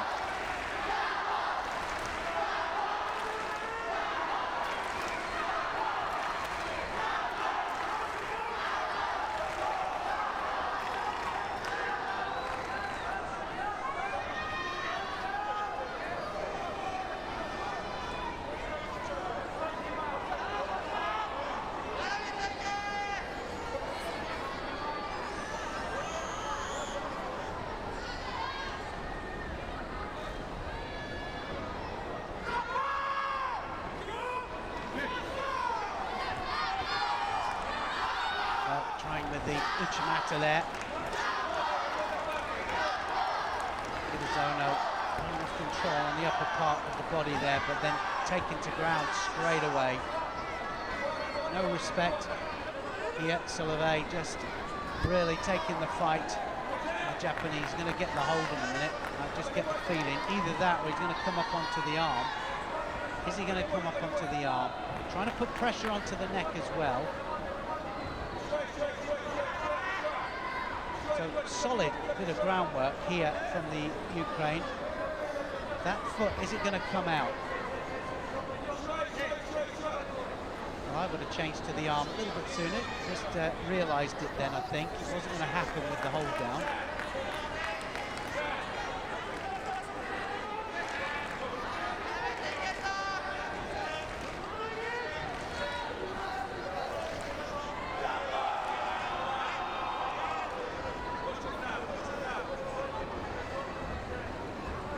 Watch out for the feet of Soliv. He uses the feet to great effect. Toshi this time, drops right the way to the side, changes the flank.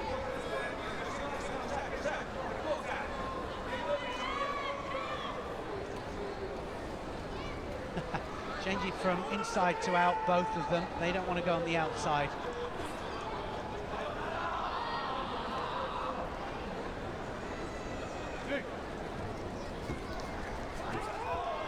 Change there from the Japanese. Kizono changes it. Going to be Uranagi. Is he going to get it? Well, he's looking for something else here now. Almost got it there, Soliv. Felt the danger, Kizono.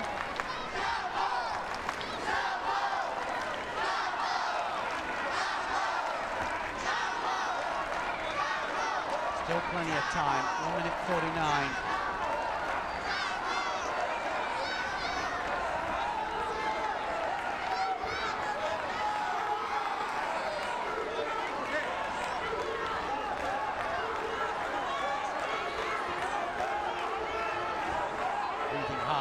Kizono. He certainly knows he's been in a fight here.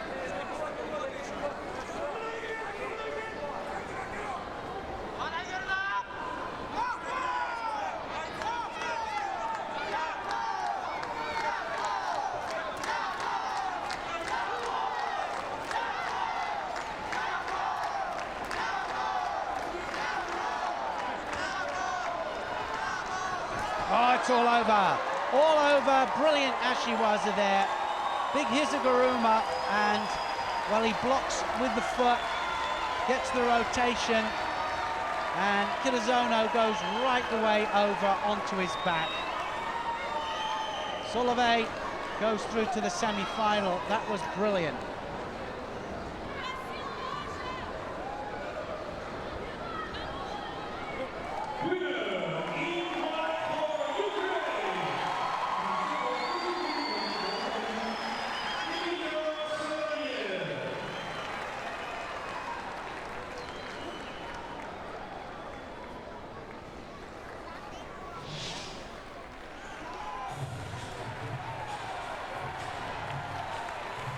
Beautiful Ashiwaza, wasn't it? Just have a look how he just blocks the foot. Well, it was Kozodagaki, I think, but he just rotates him round. He always looked as if he was going to do it. And in the end, of course, good control of the upper part of the body, takes him right the way down onto his back.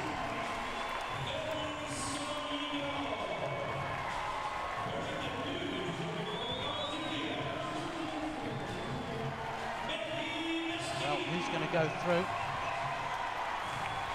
Meet Soliv.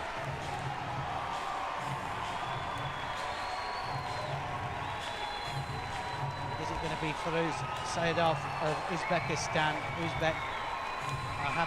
Uzbekistan are having an amazing tournament. 2 gold medals yesterday, 2 bronzes so far. Mehdi Mskin of Algeria is his opponent. Sedov is going to be wearing white and Mskin is going to be wearing blue.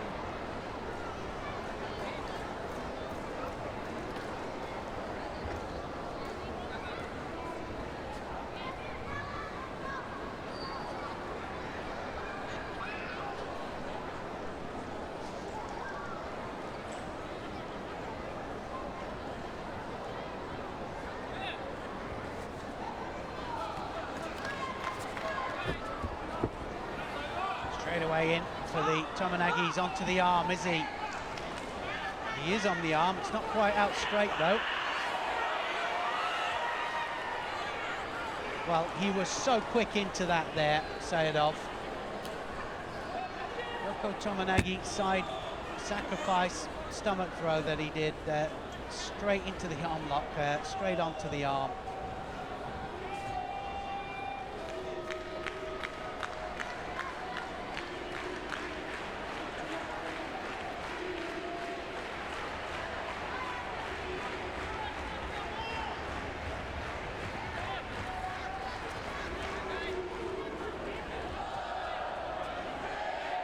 Well, just clicks the grip off there, Sedov. Looks so physically strong. Now, can he wrap up, take that leg out? I think it's going to come out, that leg.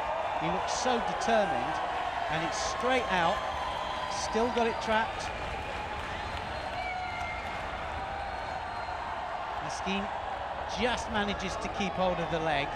Remember, the seconds don't tick away unless that leg comes out.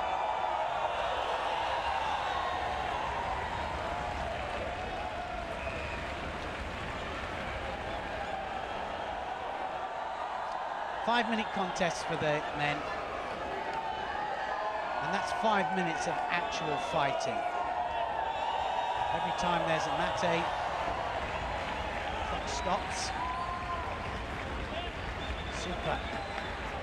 Got Sheniak there from Sedov.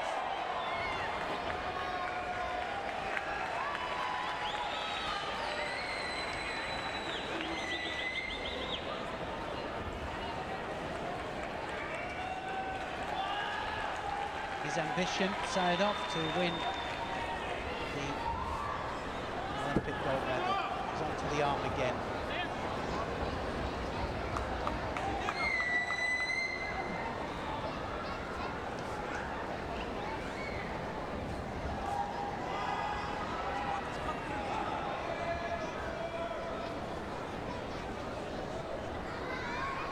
Interesting that Sedov says that biggest influence in his career is his brother, who's also his hero. He's the one attacking at the moment. Mskin has got to do something. He's got to attempt to get the dominant grip and attack first time, because he's been dominated completely here.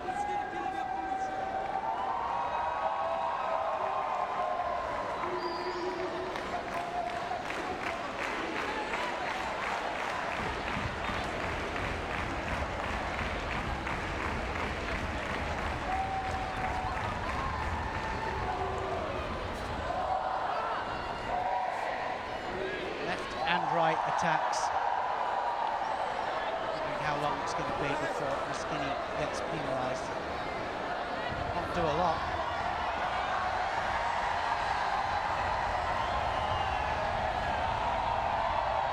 Well, the atmosphere in the stadium, absolutely amazing. It really is. Everybody in the spirit of the whole games.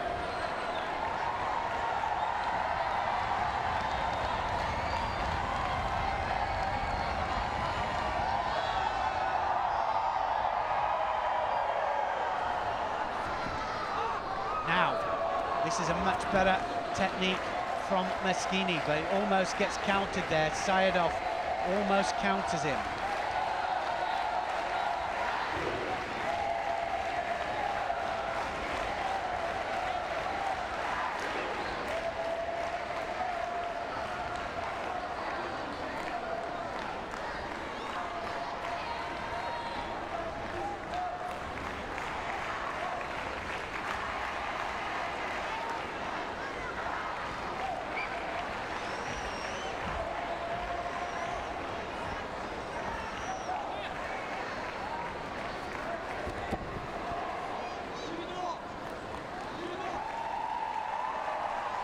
Well, 2 minutes gone in this contest.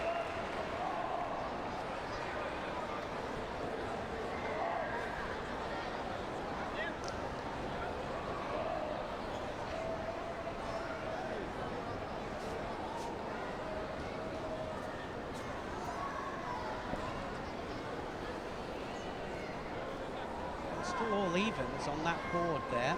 It's still everything to fight for.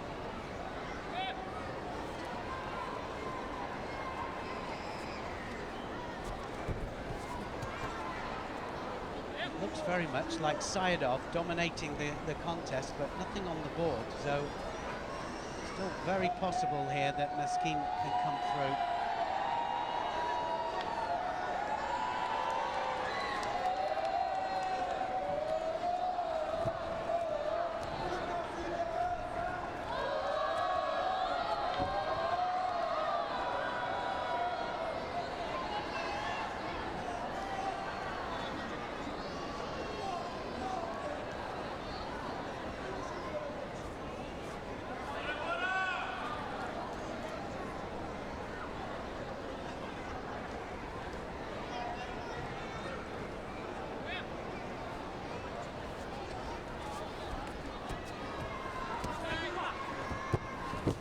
Across, almost countered. Well, for everything that was going right for him, Sedov then has gone off the boil a little bit now into the latter part of the contest, the second half of the contest. The first penalty goes up there to Mskin.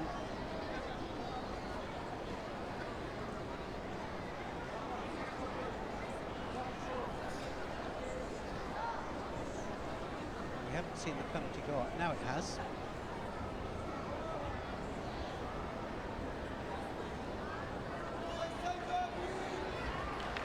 Don't quite know what's happening now. They've got to tie their jackets up.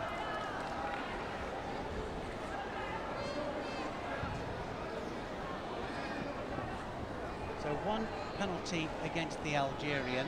That can make a difference, of course.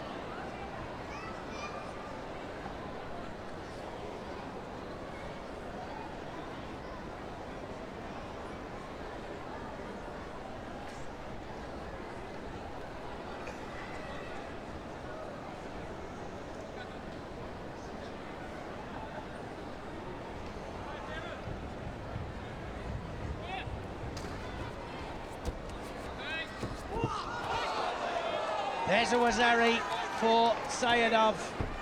Sedov straight onto the arm as well, and that was almost straight off the bat there, wasn't it?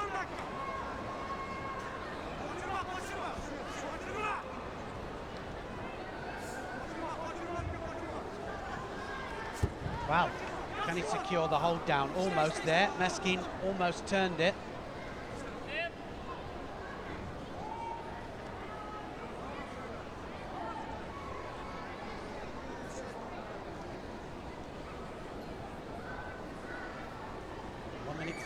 Still a long way to go.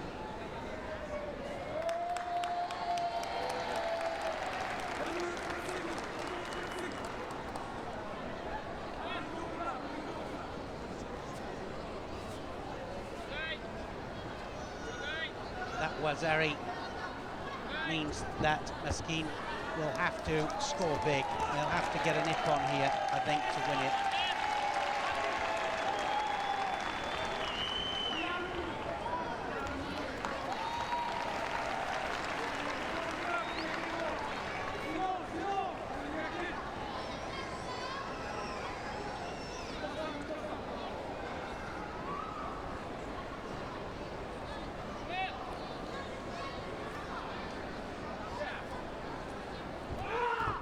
Sheniak, that's going to be a Yuko. Drops right the way underneath him. So now starting to pile up the attacks. 1 minute 21 left. Not just piling up the attacks, but piling up the scores as well.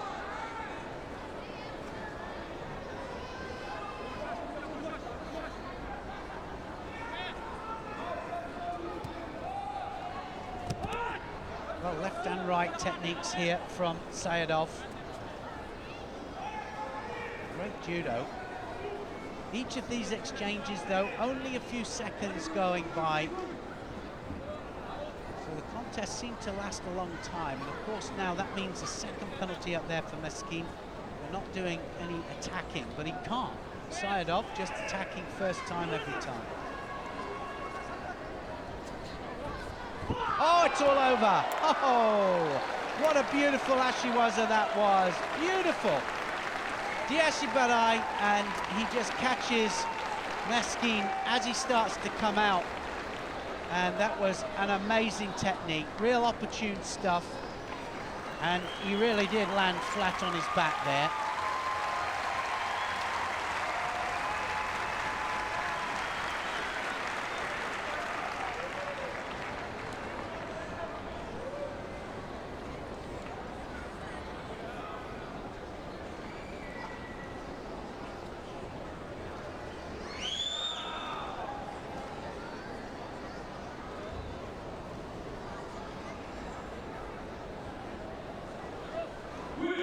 Well, that puts him into the semi-final against Soliv, and that will be a really, really good match.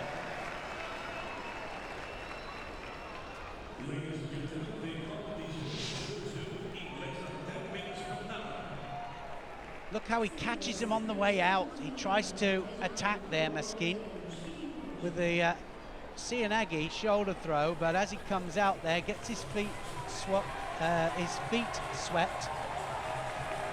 almost like he was on a banana skin.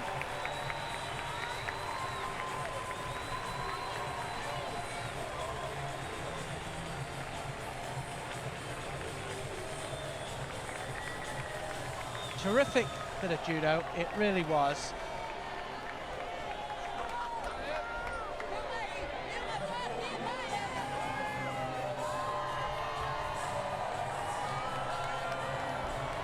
Well, the crowd absolutely loving that. They really did. They enjoyed it.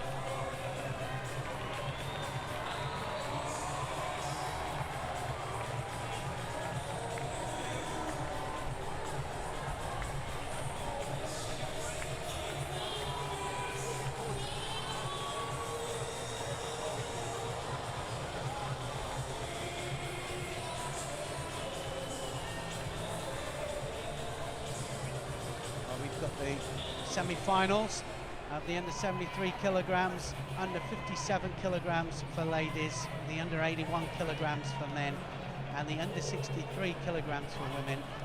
And they're coming up soon.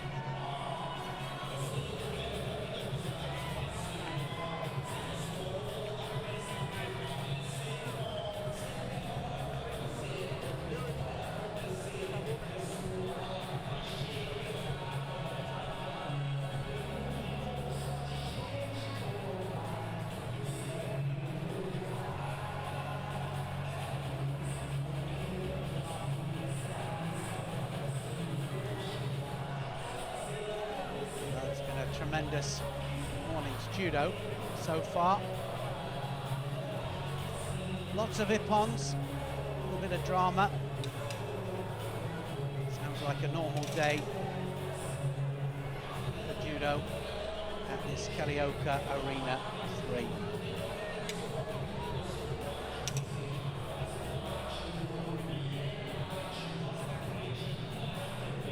Uzbekistan still ahead. Medals, of course, no medals been fought for yet. 2 golds, 2 bronzes for Uzbekistan.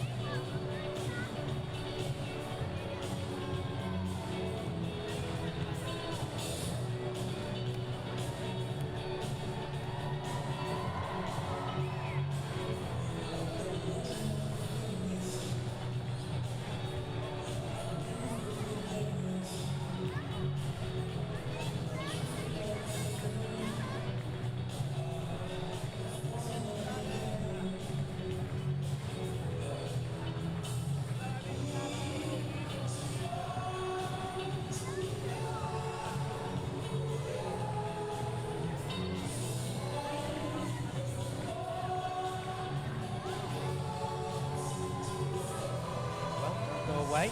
Still got plenty of judo still to come. We've got the semi-finals just about to happen. A couple of minutes away. Stay with us.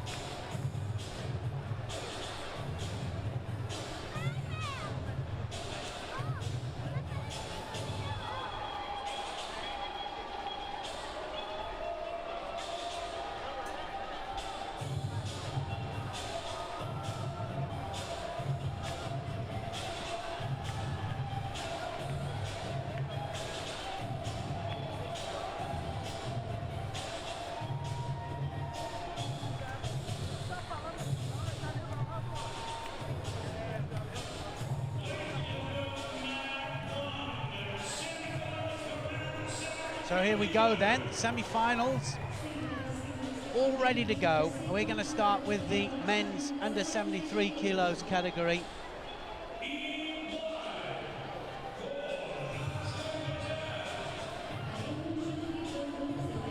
Gazimov on the way out. First semi-final of this second day of competition. Cornhass of Germany, his opponent, this time in blue. Gazimov will be wearing white.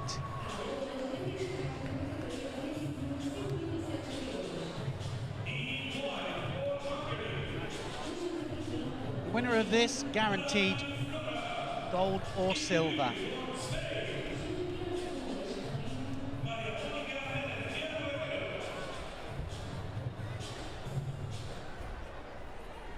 Cornhass just adopted stance immediately after the hajime, which is our call to begin the contest. It'll be interesting to see how he plays this one. Gazimov, slightly different prospect, I think. Both B2 classifications.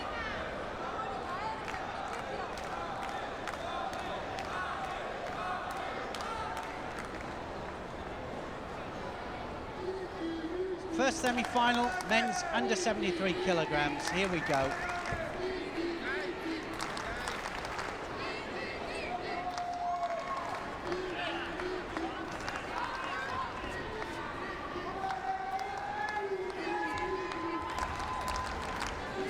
Four weight categories.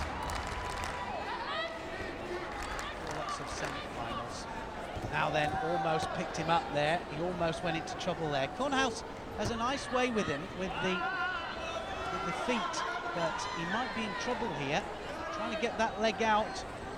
Did it a couple of times in the preliminary rounds there. Straight into the hold down. Cornhass tries to struggle. He's got to struggle now. If he lets it go any further, lets him settle, it'll be all over. And he just manages to turn out there. Just needed to settle his weight down there, Gazimov, and it would have been all over. Seconds were ticking up, 9 seconds, not quite enough for a Yuko score. Needed 10 seconds on the clock. A lot of effort for no reward.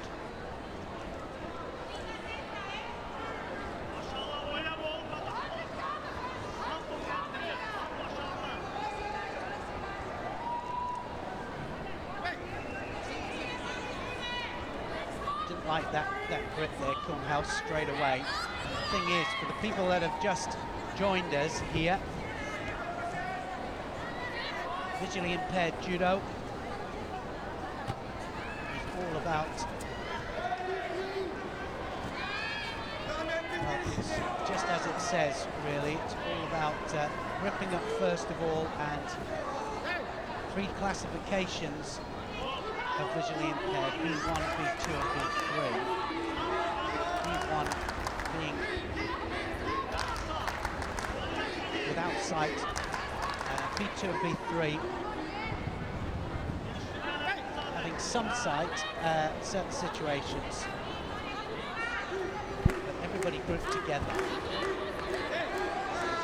The reason that they're all grouped together is that they haven't got enough people really to fill the weight categories. 7 weight categories for men, 6 weight categories for ladies. It normally is, of course,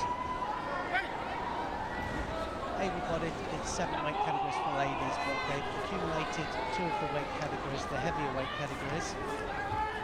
Clean, because of numbers. Anybody's matched this, 1 penalty up to the German.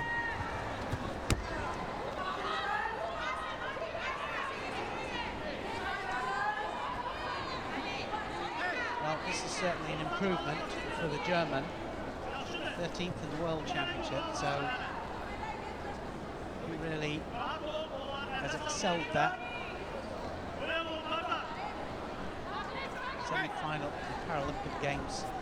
Oh, and that's going to be it. Oh, Wazari scored. Changed to Ippon, and the 2 line judges there, that's why he had a little look there to the 2 line judges just to see what they said. He's in the final, Gazimov. Guaranteed gold or silver.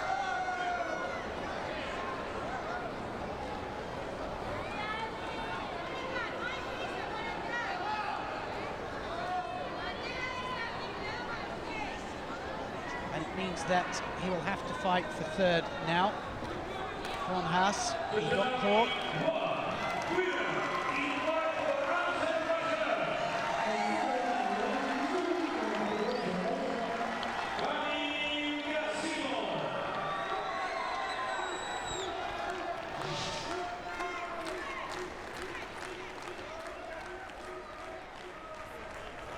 Brilliant, Tewaza, hand assisted. He just took him down there with the hands. Lost balance, tried a technique, lost balance. Must admit, I tended to think it was what the referee called Wazari, but nevertheless, he's through to the final. Gazimov. It was a brilliantly taken technique, it was. Confirmation then. Gazimov, Ramil Gazimov goes through to the final. Who will meet him there? Well, it's either going to be Dmitro Soliv, or it's going to be Firoz Sayedov of Uzbekistan. This should be an absolute cracker of a semi-final.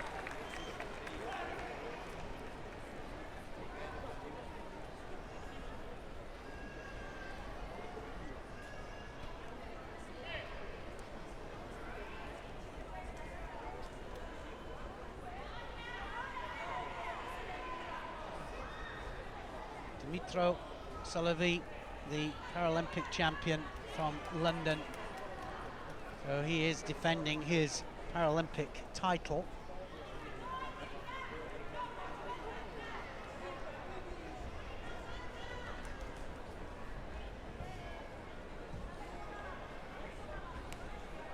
Firoz Sayedov, brilliant Ippon in his final.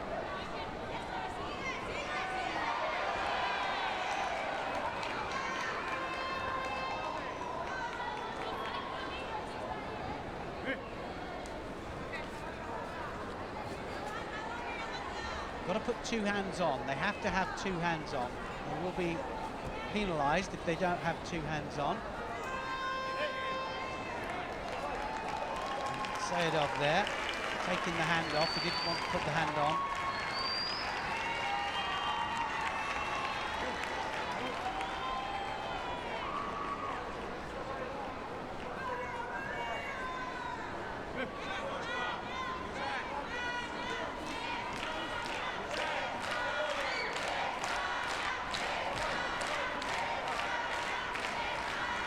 But he really is a class act, Soliv. Looks very, very solid indeed. Saying that, right the way underneath there, Sayedov. Said it was going to be a good one. Both could possibly be this Paralympic final, but it's always going to be. Sometimes you meet in the semi-final.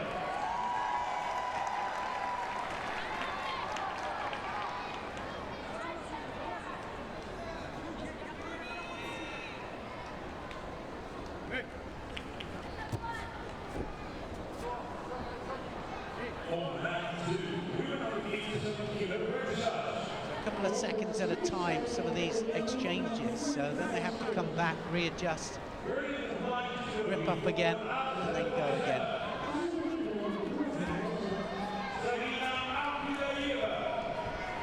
Really nice, well-balanced Sianegi attacks, those shoulder throws from Sayedov.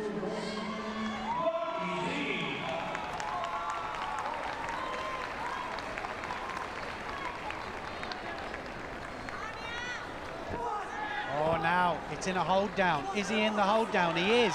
He's in trouble here. Just manages to turn out of it, but he made a mistake there, Soliv. It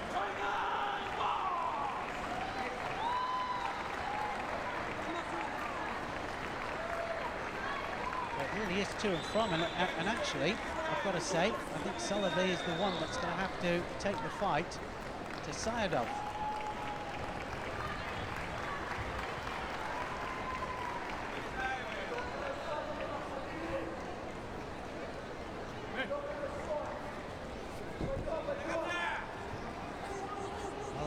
To have the measure of that Tomanagi. Kills it straight into the attack.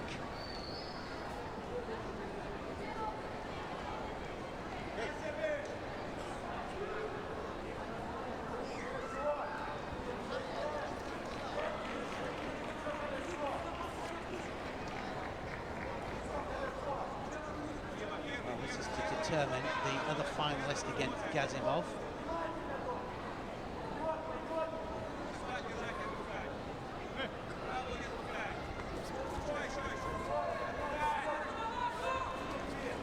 Well, we've seen good judo from both of these.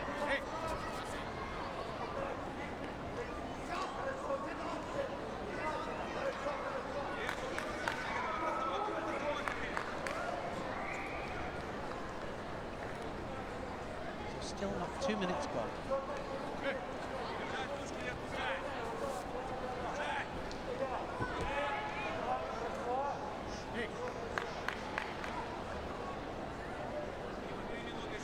Third in the World Championship, Sayedov.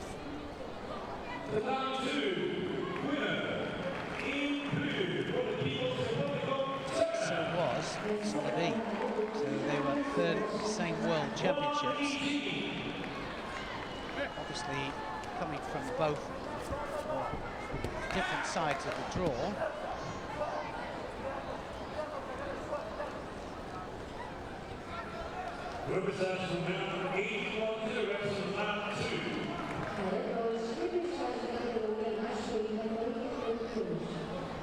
Trying to get some kind of opening down there, and the referee letting it go on and on. He's trying to go into the arms there, but it isn't progressive. They should stand it up.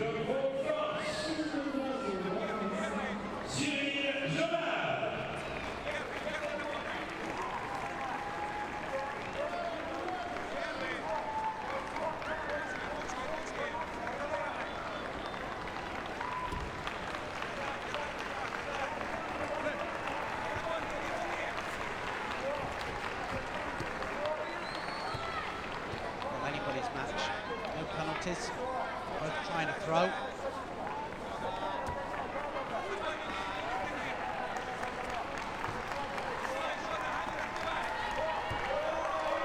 Well, he just drops down there and goes into defensive posture. Sayedov could possibly be a Shido for that. You're not allowed to just drop down.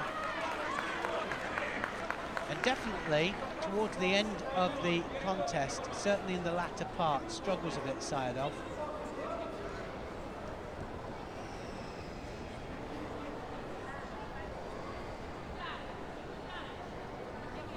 Well, he expected him to get the penalty as well, Soliv, but he didn't get it. Or did he? Yes, he did. Sedov got it. Shido penalty against. That penalty could be the decider at the end.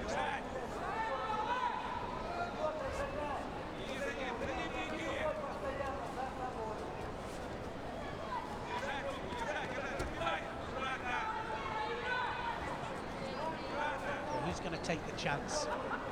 A lot of it is about who takes the chance.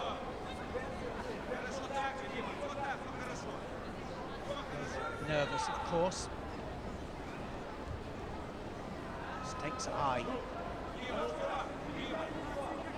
Second penalty goes up to Sedov.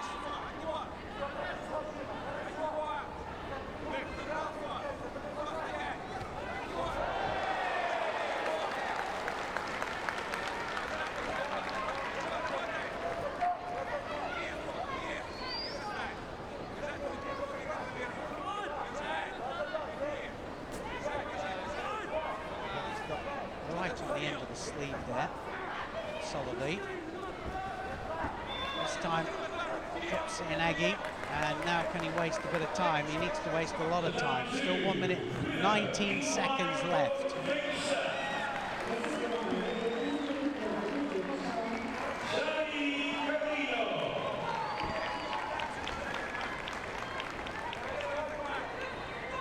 It's very little in it, other than those two scores, those two penalties, should I say, on the board. Sheniak again. Sedov.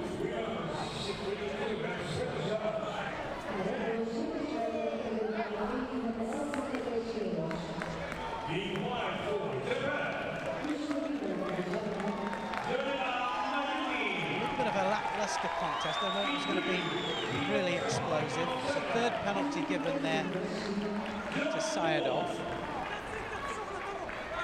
Don't really know why.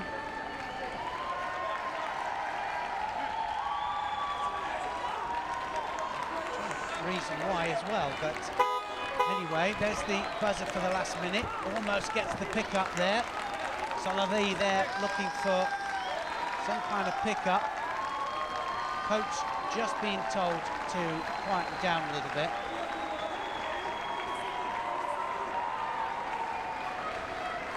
And Zidin Sedov is the coach. It's his brother that is coaching him. Interesting that he says that he is his hero. Absolutely.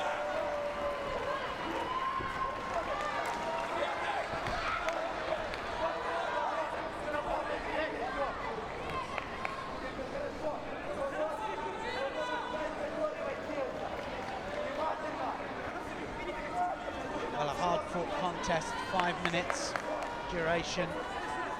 You're out there for a lot longer, though.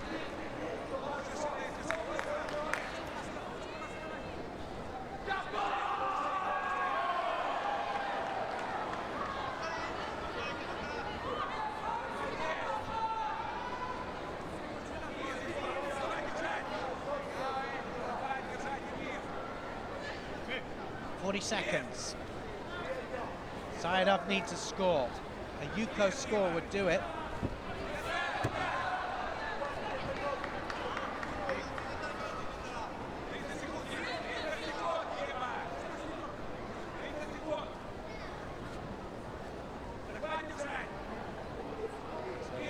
Soliv trying to referee the match.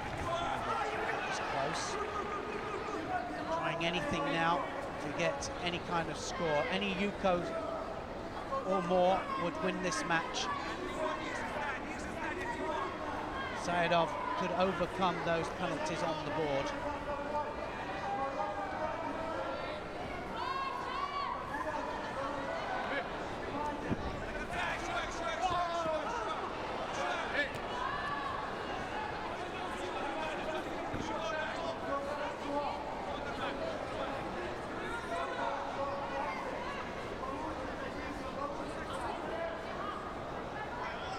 What to do with him, does he, Sedov? Bit of a tactical match then from Soliv. Dmytro Soliv of the Ukraine, just tactically doing what he has to do. It's all about winning. It was never going to be dynamic. I thought it might be. I thought they might both go for ippons, but it's about winning the match in this one.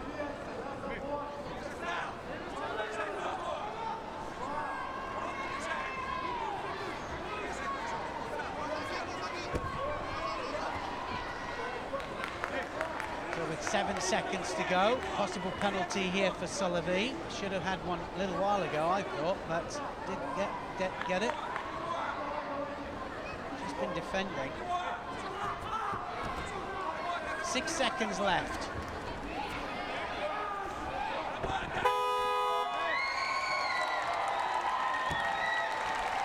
So his second consecutive final.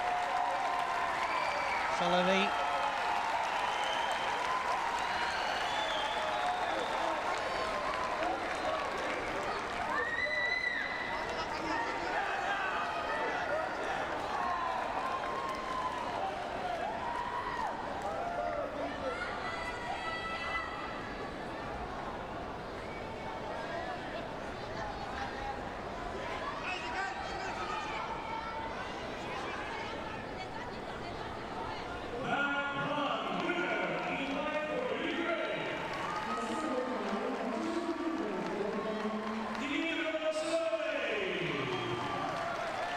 Sportsmanship in the end, and that is always good to see.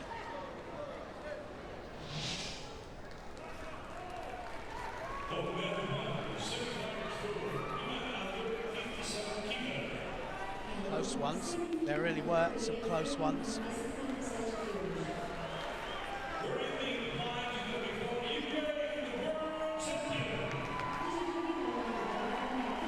Scoring a couple of times, but this man did enough.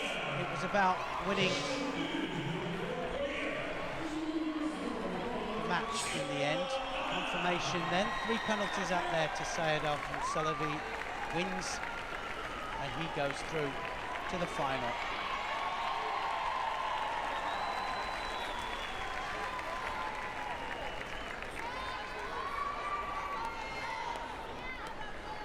Semi-final of the ladies under 57 kilograms is up next. Nina Sheniak of the Ukraine. So Anna of Korea.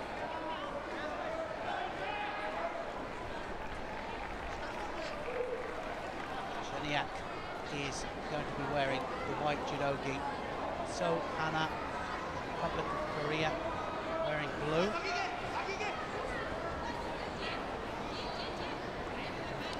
B2 classification, Sheniak. So Anna, B3 classification. Both of them at some site.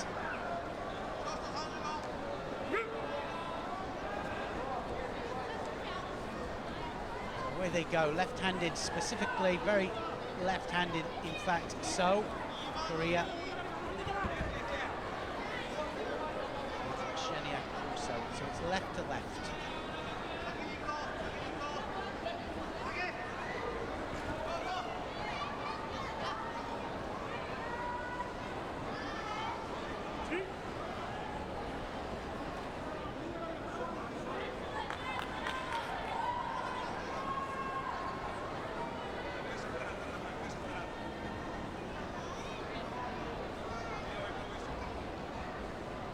Sheniak's sister, Ukraina, European Games gold medalist. So, good sister.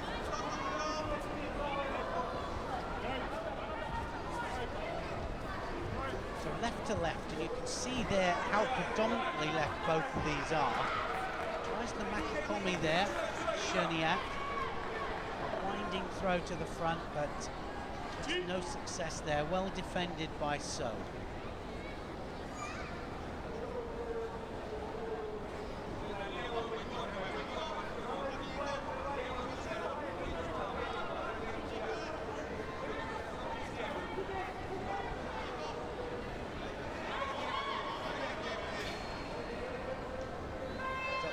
for the very high lapel grip, so the referee trying to pull that down just that little bit.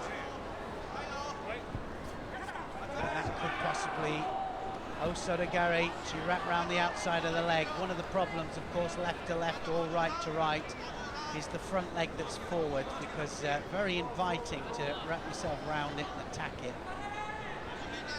but not always the best thing.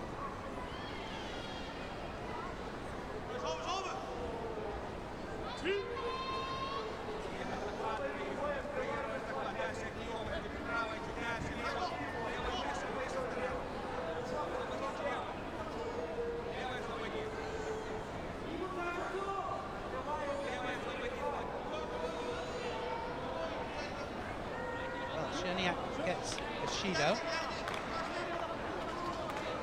We have Shido penalties that can be given against for not attacking in the allotted time, anything from 20 to 40 seconds really, but it does change depending on the referee. So get it just stepping outside of the area, holding on the same side. Shido's can be picked up, and 4 Shidos is automatic disqualification.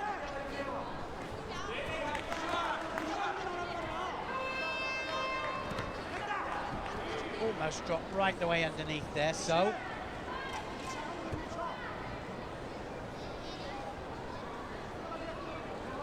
29 years of age, so wants to be a professional leader. So she's a teacher's aide at the moment.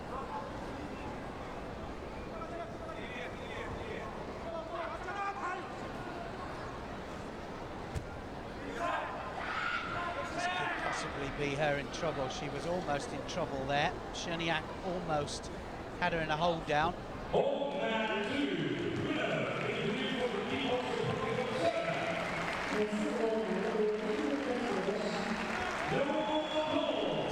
Even semi-final this.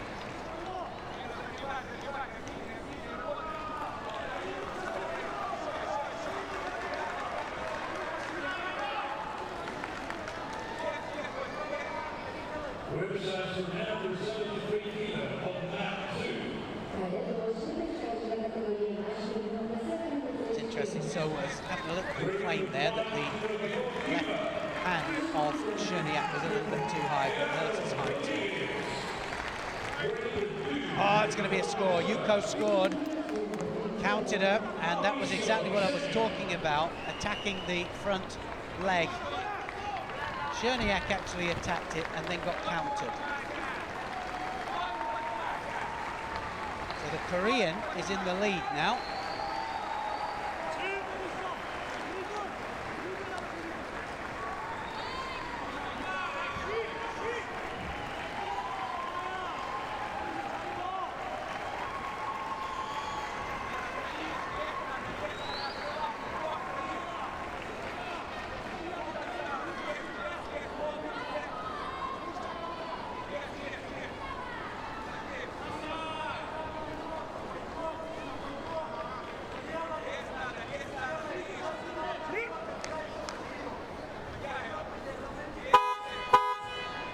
So the indication that it is 1 minute to go, and another Yuko there to the Korean. So catches her with a stomach throw. Tomonagi takes Sheniak over. Lands on the side again. So two Yukos, sorry. In this last 45 seconds, Sheniak has to do something. Needs a big score.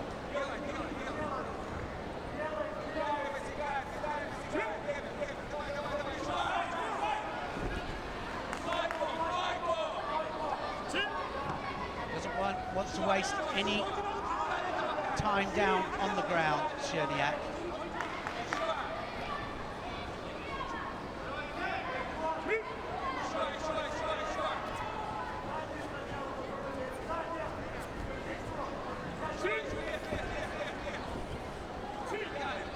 Well, I think that So is going to get a penalty for just defending. She's blocking out completely here. gone into defensive mode, absolutely, and so she gets a penalty for it, and it won't make any difference. Even if she gets another 2, actually, she's still winning by the 2 Yukos.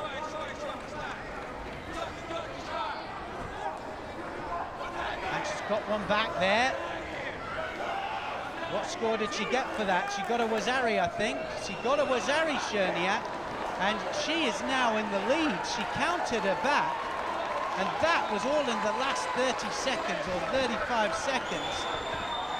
And what a turnaround that is, because Sheniak now wasting time on the ground, and so has lost this.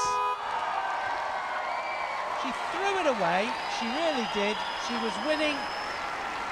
It was all going in the right direction, and Sheniak manages to counter-attack Hannah and take her backwards for a Wazari scored. And we'll have a look at it in slow motion just to see what she does.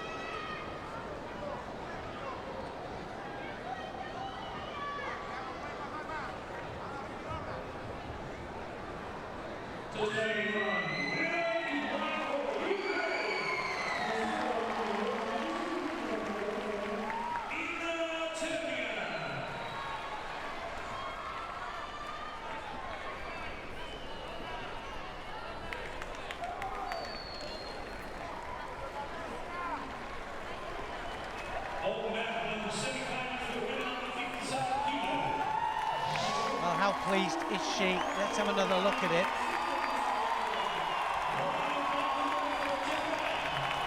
This is the score on Sheniak. Lands on her side, Yuko down. That was one of the Yukos anyway. But this is the Wazari. Takes her back, Taniotoshi, onto the points of her shoulders. And we can see it from a different angle here. It's onto the points of the shoulders, and it rolls onto the shoulders, so deserves a Wazari score. That Wazari was enough to take her through to the final. Big smile, Iranians having a good tournament.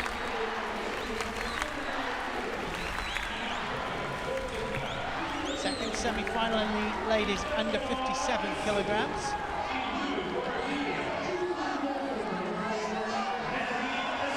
Smile there from Hirose Junko. Hirose is going to be wearing white, but she's got her work cut out here, she knows that. De Silva, Teixeira, Aroja from Brazil.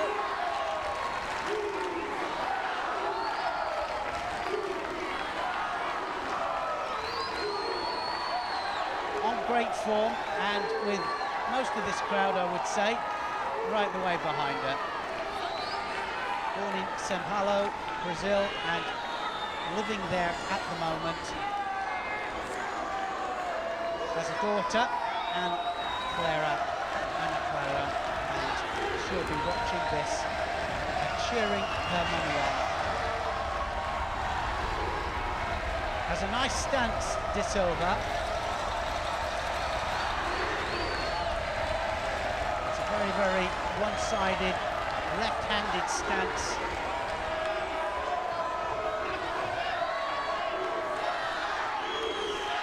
This then to decide who goes through to fight Sheniak in the final.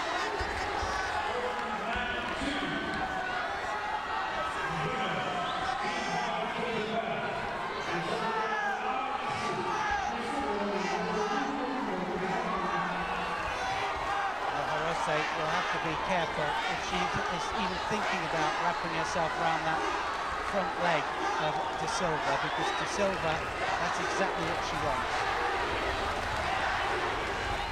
Neither one have attacked. Mate, referee has called it Mate.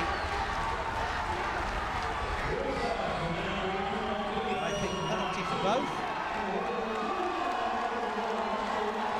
But it only goes through to Hirose, so I understand that, because quite clearly De Silva hasn't done anything either.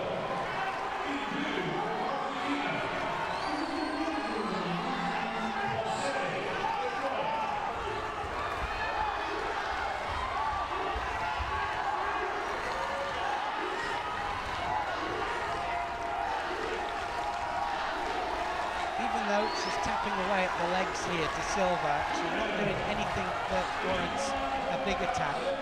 Maybe body judo, they won't allow it. They'll penalise both people for being passive. And it means then that the one that's the strongest, physically the strongest, without attacking, can't win an Olympic title or Paralympic title. It almost scores that time though to Silva. It's going across there for Toshi. Second penalty going up to Hirose.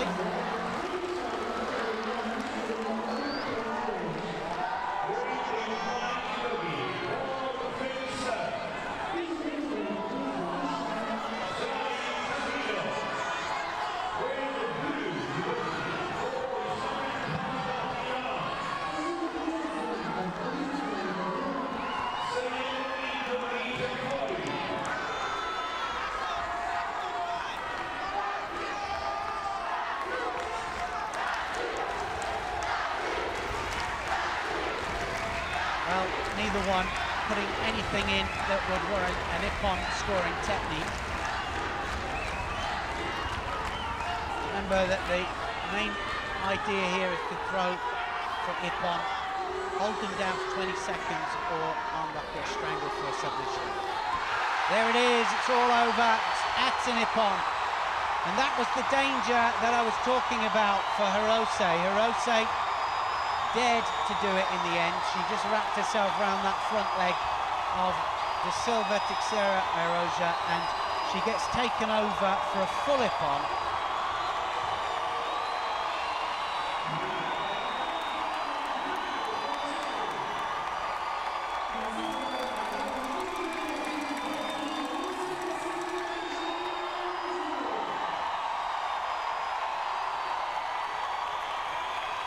She'll be fighting for third place, Hirose. She'll go over that fight again and just wonder where it went wrong. Nice technique there. Just reaches across, doesn't she, in the end? And Osodagari, look how pleased she looks. The crowd erupt. It was absolutely amazing. The crowd just loved that. She's in the final and Brazil celebrate. Confirmation.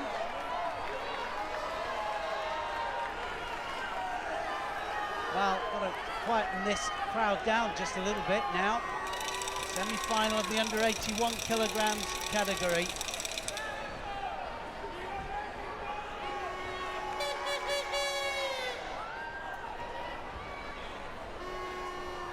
So 2 semi-finals. The under 81 kilograms category.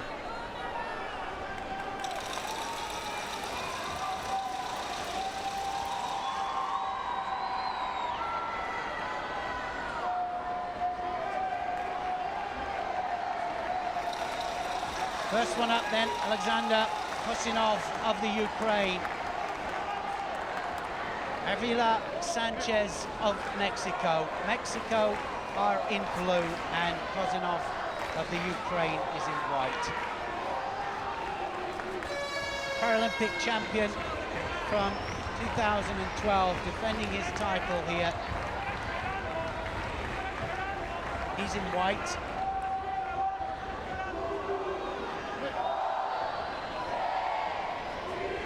Third place in London, Avila Sanchez. And interestingly, he nearly went onto the leg there, Kosinov. He's not allowed to touch the legs. Nonetheless, they're absolutely both on the ground and in Nemraza. But they'll use it to defend or as a combination. Avila Sanchez that gets the score. He's got a Yuko on the board.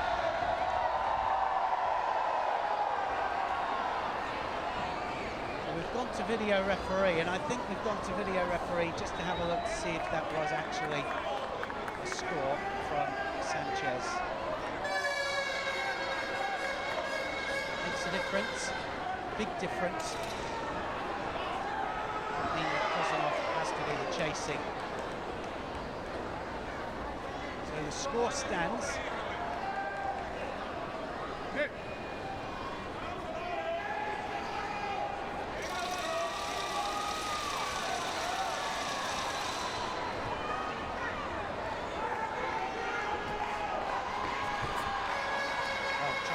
That arm, Sanchez. Tommy, the technique that he's trying.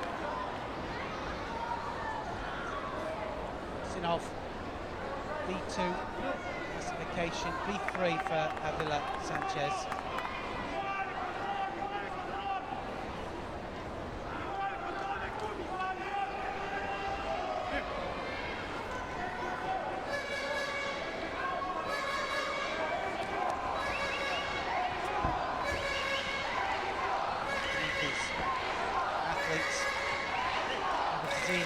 Is progressive in nature, losing their sight has been a progression.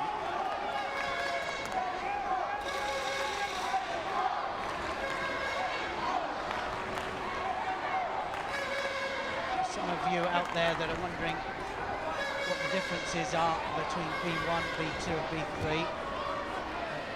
Category A. B1 is basically no sight at all. It's no light perception in either eye, and an inability to recognise shape at any distance. B2 and 3 both involve low-level usable vision, and are able to see. B3 will be able to see a little bit more than B2.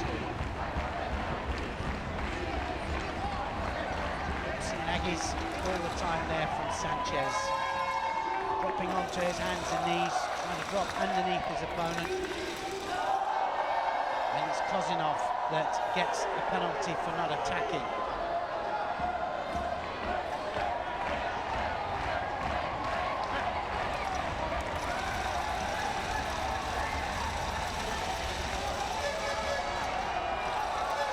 Well, this is a repeat of the world final because Sanchez beat Gazimov in the final of that World Championships, Colorado Springs.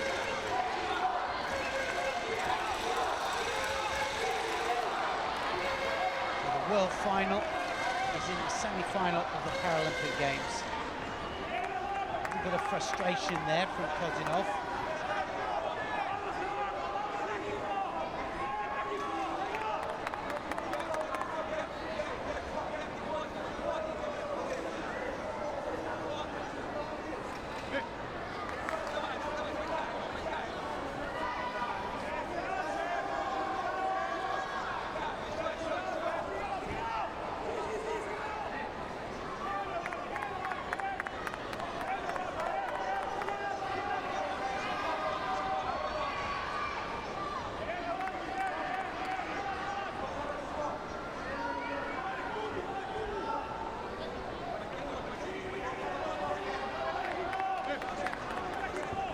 Over yet, plenty of time, 3 minutes still to go, 5-minute contest.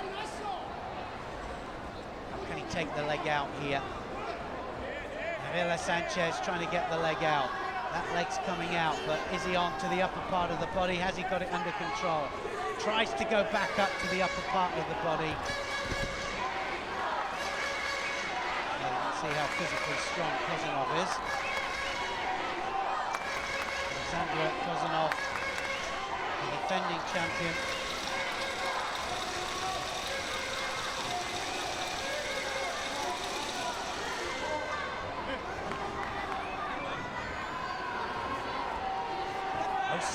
Soto, that was very close. Good combination there from Gazimov. Just managed to change the angle of his body a little bit, Avila. And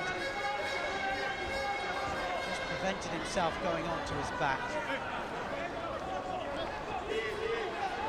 That's going to be a score. Another Yuko scored there. Avila Sanchez, Hare Makikomi there, a winding throw, controls the arm and then winds himself into the forward technique. Takes his opponent down onto his side again. That's 2 Yukos down. That's going to be hard to come back from.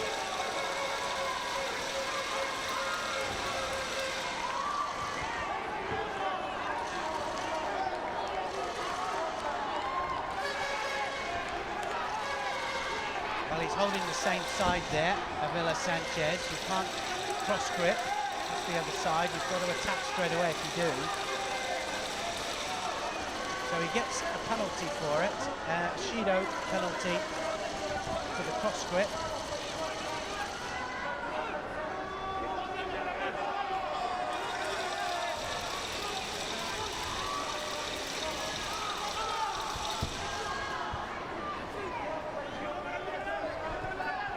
There's still plenty of time as well in this match. Not over yet. Avila Sanchez can't afford to sit back on that score. 2 Yukos on the board. That's a good way to be, good place to be. Semi-final of the Paralympic Games.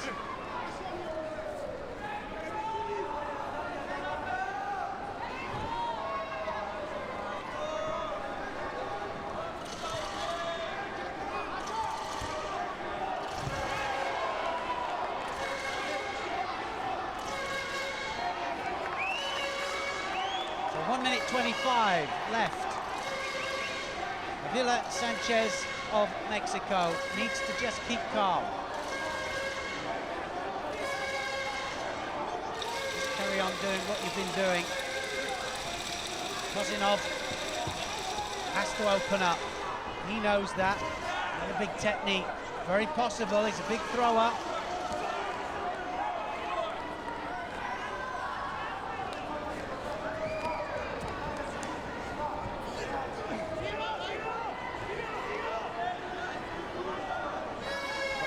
Again, Sanchez. That's an indication of the last minute. The last minute buzzer.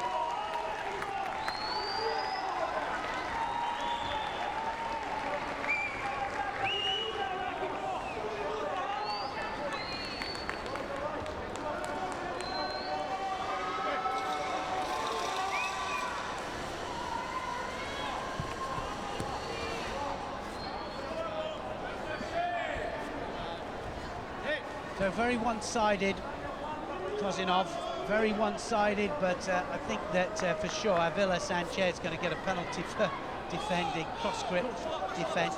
2 penalties up there to him. In fact, it's 3 penalties now up to him. He's got to try and hold off now because that's changed the whole mechanic of this.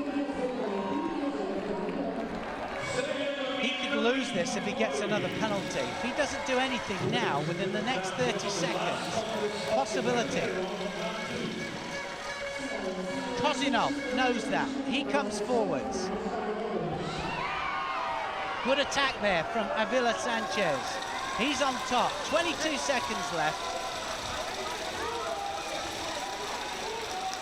He has to attack. He can't defend.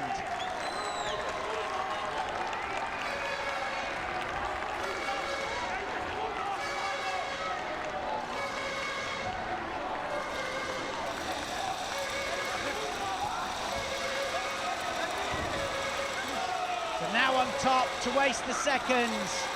14 seconds left. The referee should stand it up. If it's not positive, he should stand it up. Can he get the leg out in time? I don't think it's coming out. It's all over. Avila Sanchez of Mexico is in the final.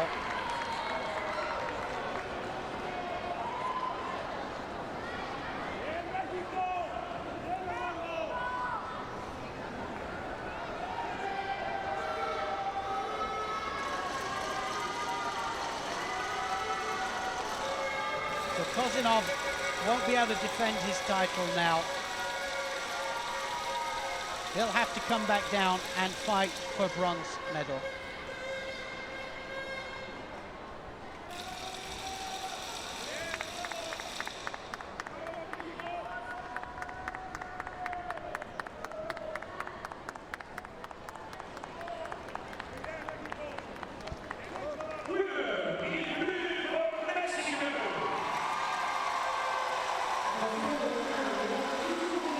So Mexico have a finalist, the world champion, will be fighting for gold. Who will it be?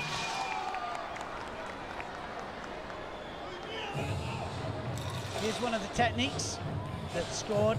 Can't grab the legs as defense there. Gazimov very tempted to, but Makakomi winds on the arm, controls the arm all the way through and takes him onto his side. Scrappy, but enough to take him through to the final. Confirmation, all the penalties, but those two scores were enough.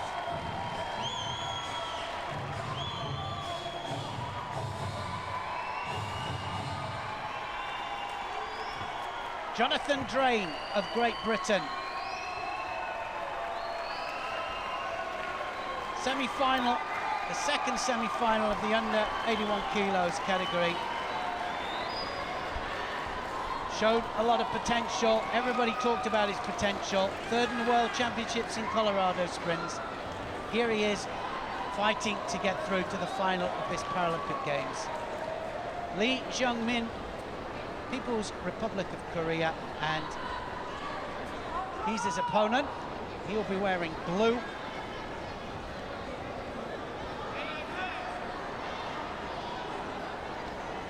Nicknamed Jono. All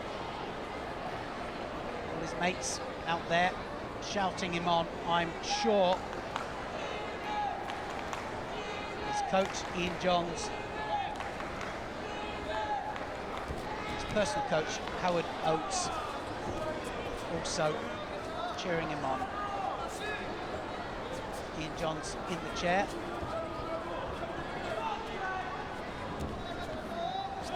Lee Jung-min. Well, he is, his other sports are Taekwondo and Sambo. No surprise, career of course.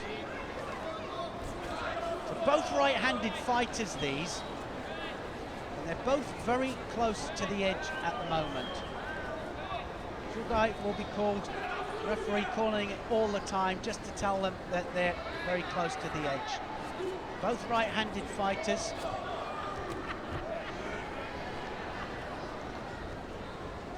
But right-handed fighters that can switch to the other side as well.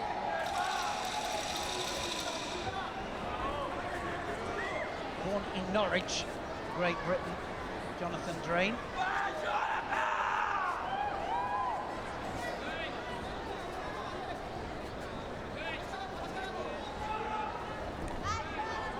But training at the Kumo Judo Club in Great Britain. Got to attack, they have to attack. Depends on who wants this most now. They've got to attack.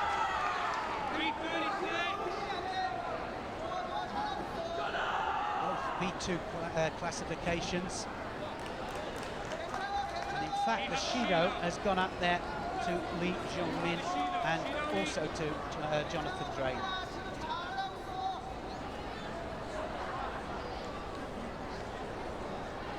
Shido each. Got to attack now. Start the attacks up.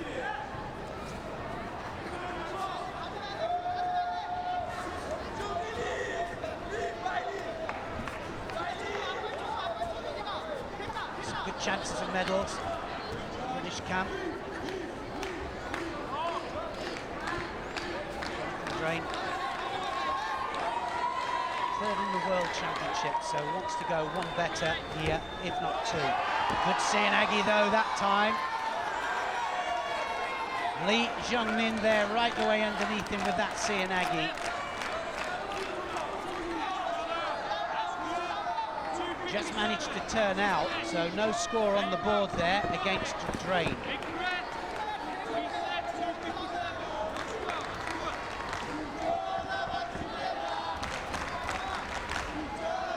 5-minute contest for the men, 4 for the ladies.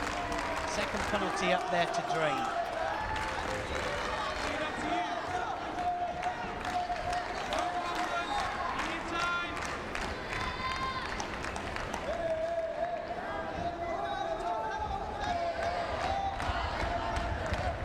Well, the Korean absolutely fighting for every inch of that sleeve, trying to get the dominant grip. Incredible grippers, the Koreans, trying for the Uchimata there, drain. He's 2 penalties down, needs a score.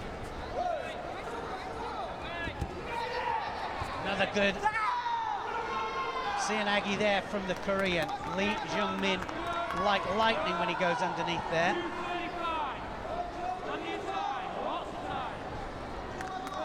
There Ian Johns saying plenty of time. Plenty of time and take your time. Sometimes just need to settle down just a little bit.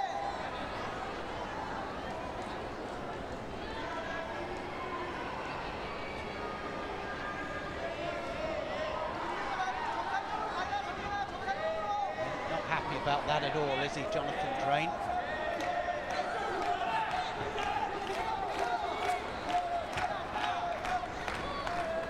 There's 1 penalty up there to Lee Jung-min, 1 more penalty will even it all up, then anybody's match. Not one of them has gone to ground yet.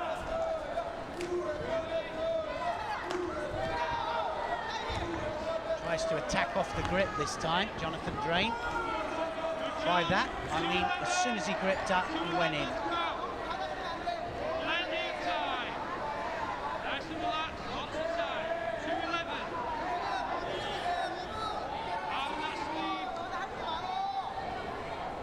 Well, the job of the coach, of course, not only to communicate, but to speak the same language. Really precise stuff coming out from Ian Johns there. Telling him the time. In what he wants, and that's the important thing. Working out the strategies before you go on the mat and then carrying them out. 1 penalty behind though at the moment, Jonathan Drain, so needs to pick up the pace.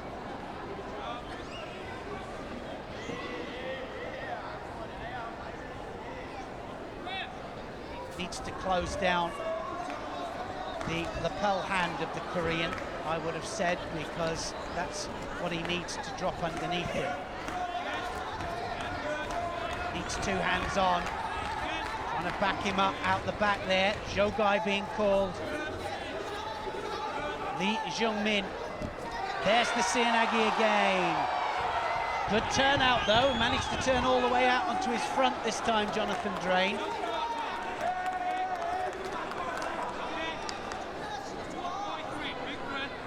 Excellent gymnastic ability there from Drain.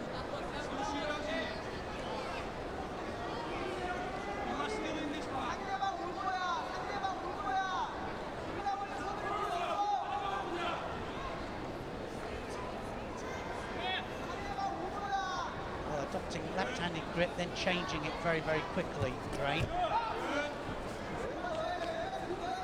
Needs to be first in, can't allow Lee Jung-min to dictate the pace, not in any possible way. Needs 2 hands on. As soon as he goes to get the 2 hands on, that's when he's disappearing underneath Lee Jung-min. Needs to keep the 2 hands on all the time, I would have said.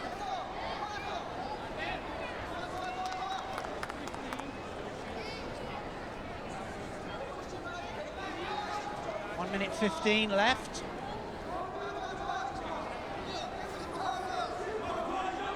One score will do it.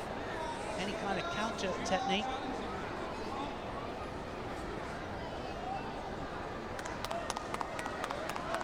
So Jonathan Drain gets a 3rd penalty up on the board. So 1 more and it will be all over.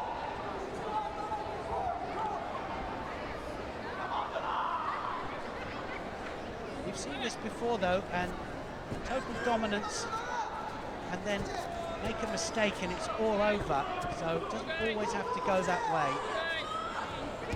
Beautiful CI, that's going to be a score. Wazari score there, Lee Jung-min, beautiful Seonagi, that really was. Dropped right the way underneath Jonathan Drain. So he takes him over for a Wazari. So he really does need an ippon here.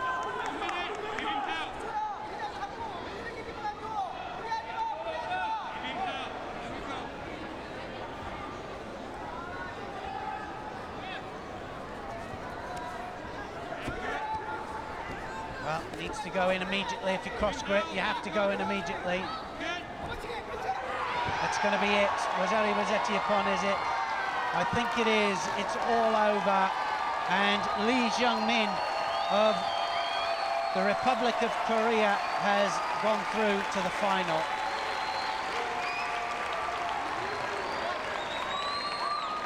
Jonathan Drain of Great Britain will come back. He'll be fighting for third place.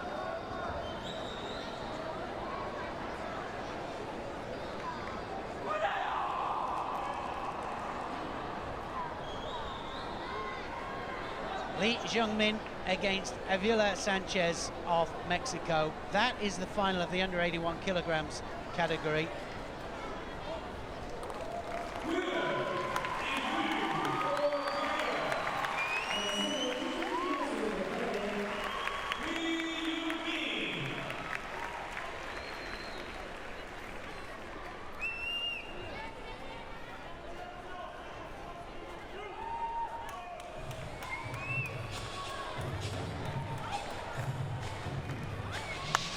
Well, that was a fine performance by the Korean. It really was. Every time Drain went over the top with the arm, he dropped underneath. Beautiful Seoinage. I thought a Yuko. I didn't think it was a Wasari. It was an overthrow, but nevertheless, two beautiful techniques. Drain knew that he was against a very, very good, strong opponent, and he'll come back to fight for third place. Still a medal chance for Jonathan Drain.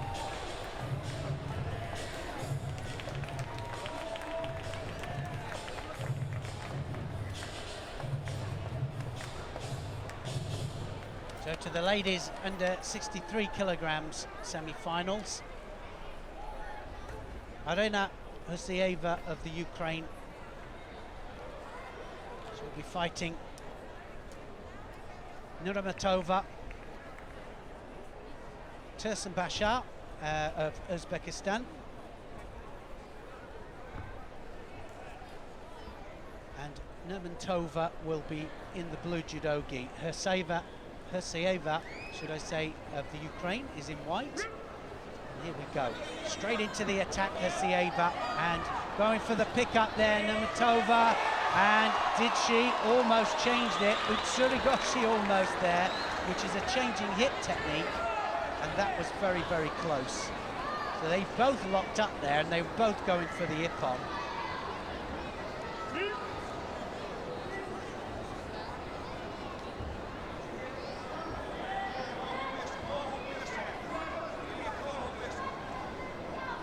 both had a little bit of a taste of it there.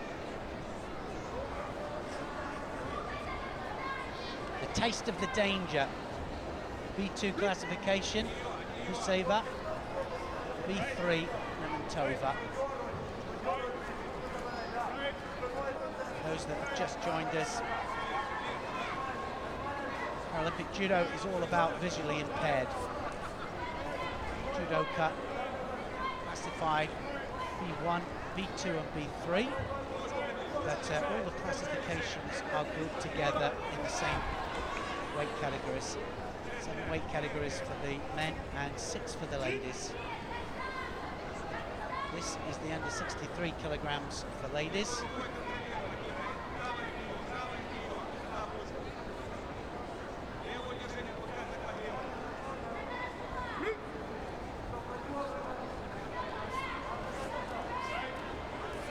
So left against right. Nurmatova is left-handed. Husieva is right. Right Uchimata is her favourite technique there. Big long legs and very rangy fighter.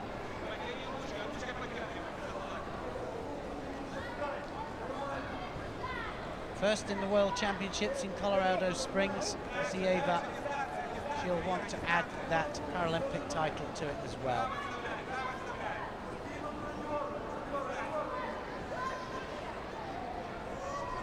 Just 20 years of age, Nurmatova.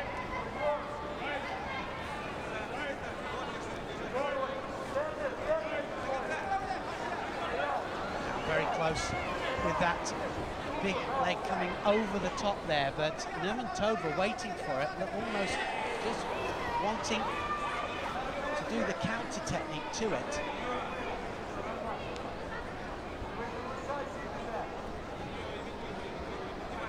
Just waiting for the mate. Gazimov.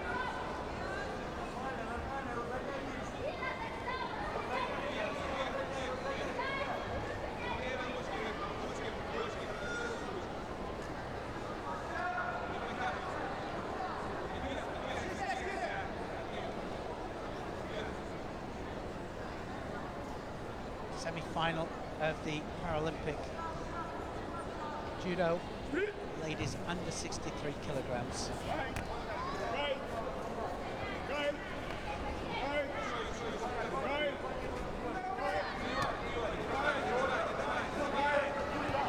Oh, she gets countered, but she landed on her backside, so it doesn't count.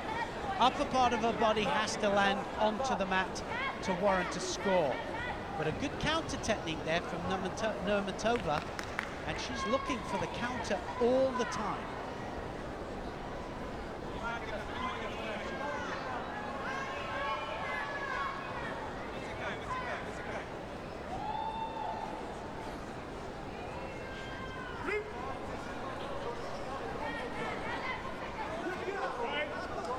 Well, they've got to keep two hands on.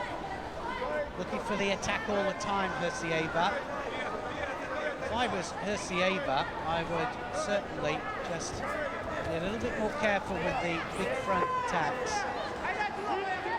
And let Nuramatova start to do some of the work, because she's just waiting for the counter attack.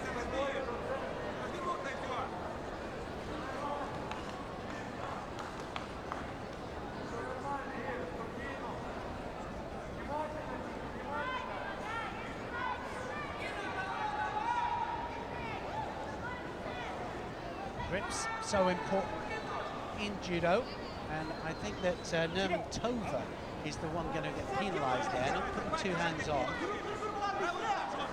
Very much just changing grips around to suit. The main point is to have several grips that suit.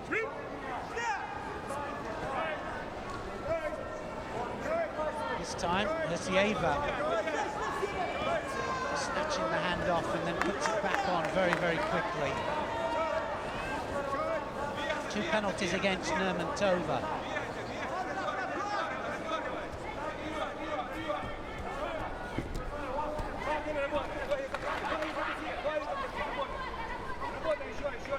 Didn't start judo, Nuramatova, until 2008, just 12 years of age then.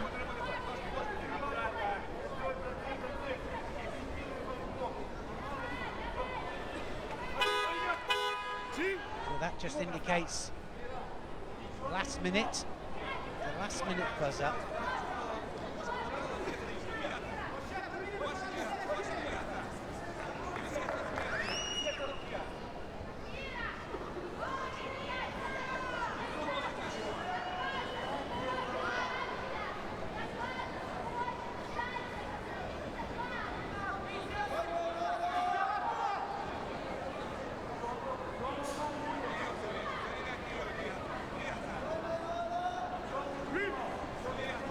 Tactics now is the name of the game,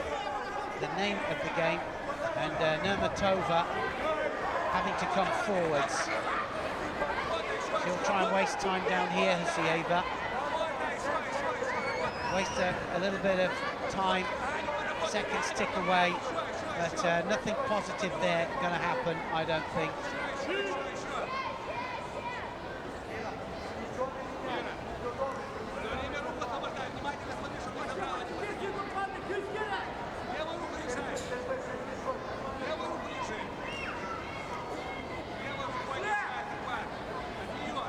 Nuramatova, Pasha fighting very, very well, just waiting for that counter technique. Certainly, Gazimov is the one that's positive, and there's a lovely drop Sheniak there, and 27 seconds left on the clock, and that was very, very positive indeed.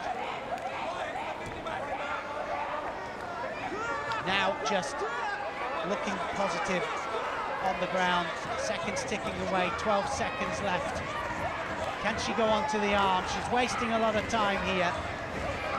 She's onto the arm there, trying to do the roll, and she's into the final here.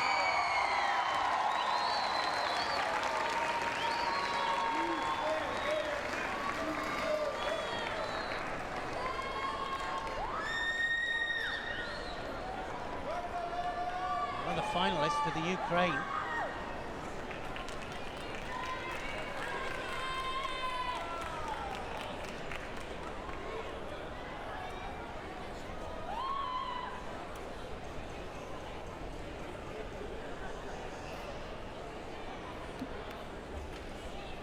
Well, great chances for big medals for the Ukraine.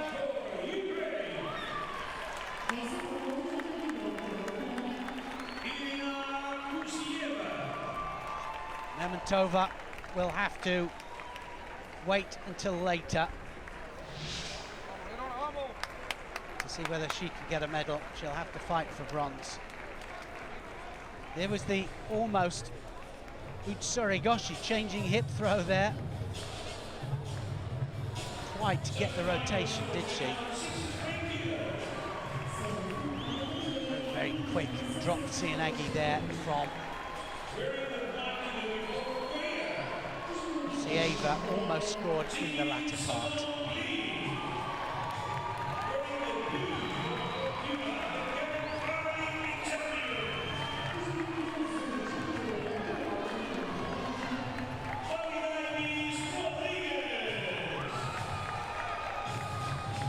So the last semi-final in this morning session,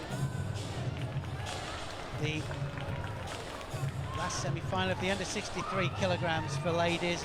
Jing Sonli, Republic of Korea, against Rodriguez Delidivas.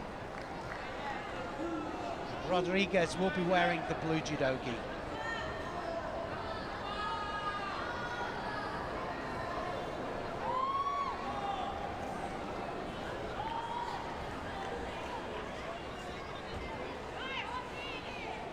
Paralympic Games champion Rodriguez in London, and she's also second place in the World Championships. So how is this going to unfold? She'll be there to defend her title. Next 4 minutes will tell us.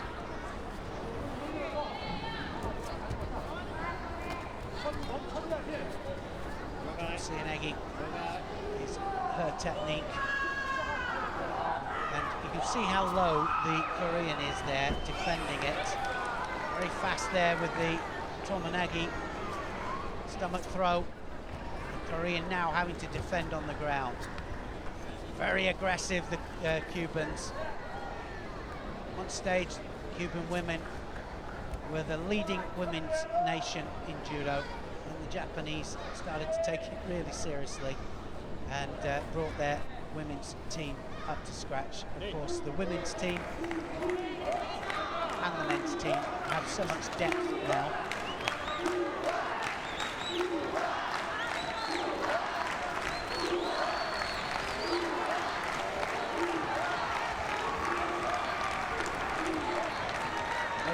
Fighters B2 classification, so recognise certain shapes, certain light.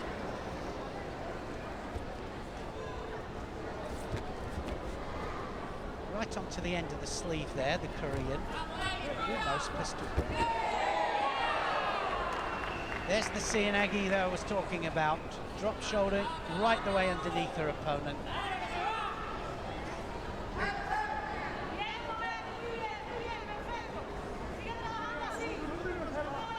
Davis Rodriguez of Cuba.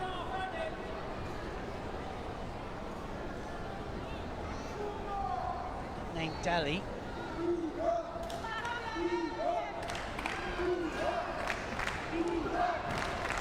Her ambition, win a gold medal here. Let's see that.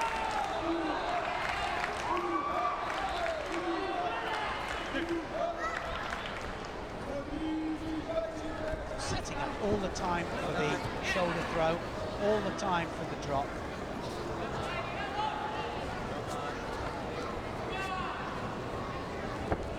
This time, changes it to the left. Hey.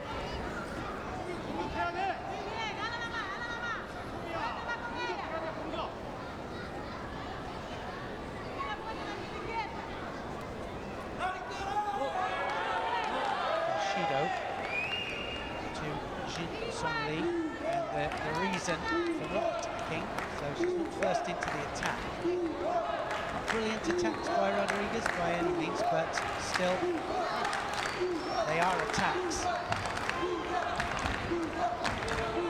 Just needs to connect though, just needs to get the right body line before she comes in.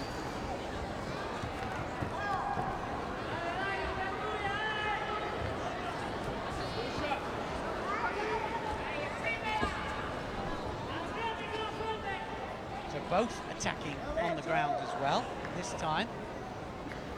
Rodriguez looking for the strangle. It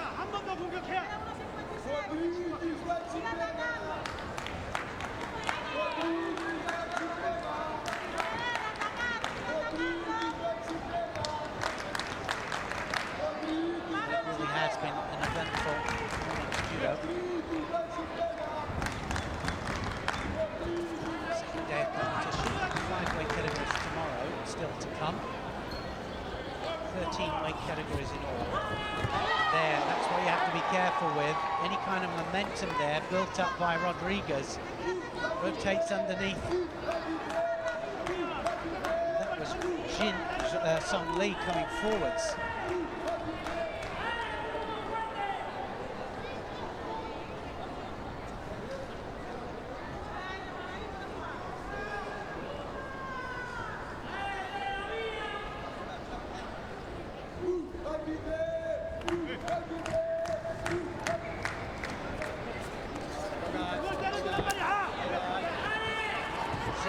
Again, and almost taken her onto her back. Not quite. 1.5 minutes left of this contest. 4-minute contest for the ladies. That came just a little bit too late, didn't it? Managed to do the turn.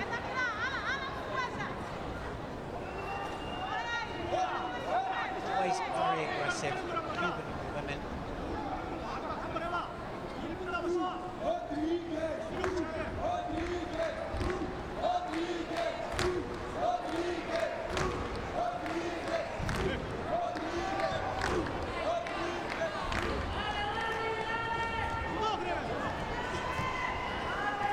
Both a little bit tentative and just not able to find their way through the defences.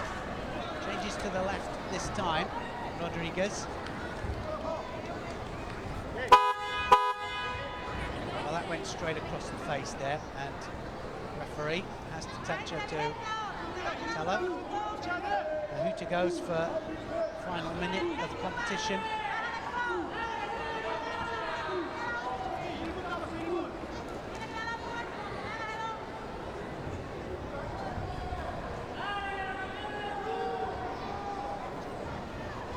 This last minute, assuming that the Korean will come forwards, she'll have to be careful of the drop Sianagi, drop shoulder throw.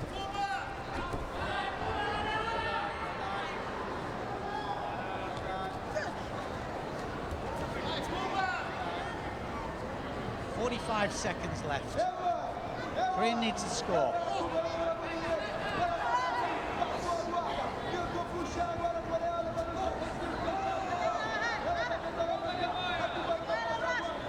The last 30 seconds, and the Cuban doesn't mind being down there. Rodriguez wasting valuable seconds. Trains at the Havana club.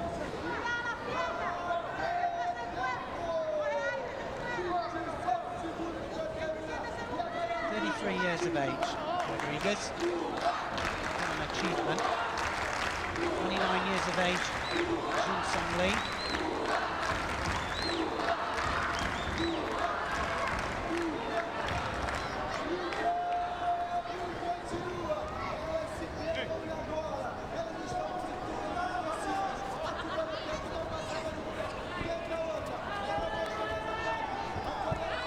again attacking in the last seconds here. The best form of defence, of course, is offence, and that's exactly what the Cuban is doing here. Just attacking herself out of the contest. Quick look up at the clock. And the crowd are counting her down. Rodriguez is through to the final.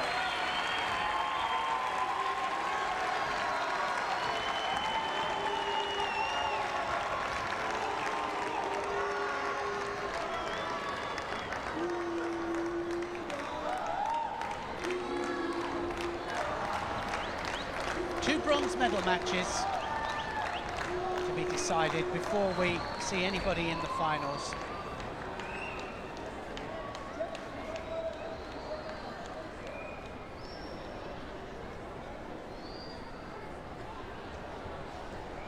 Each of the categories will be decided just a little bit later, a couple of hours till the final session, and then every match will be for a medal.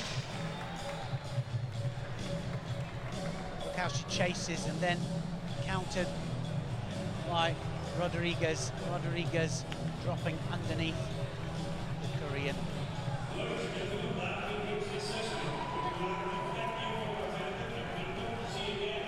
Almost ran onto that one.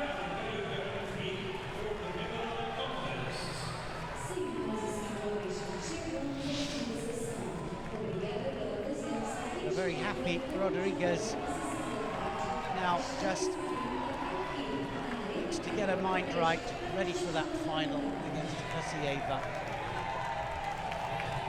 The crowd, they've had a great time. Like a carnival in this stadium. The atmosphere has been absolutely magical. Flags have been flying everywhere. Smiles on all the faces. They've certainly been treated to an absolute treat of judo. Great ippons.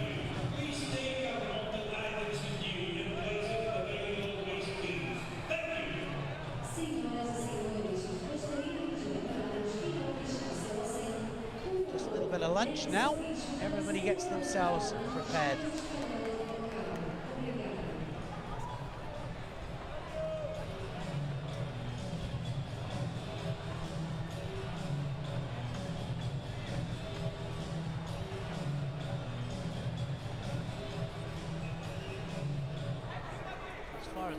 Medals are concerned, Pakistan just in the lead at the moment, 2 golds, but might all just change after this evening's flights.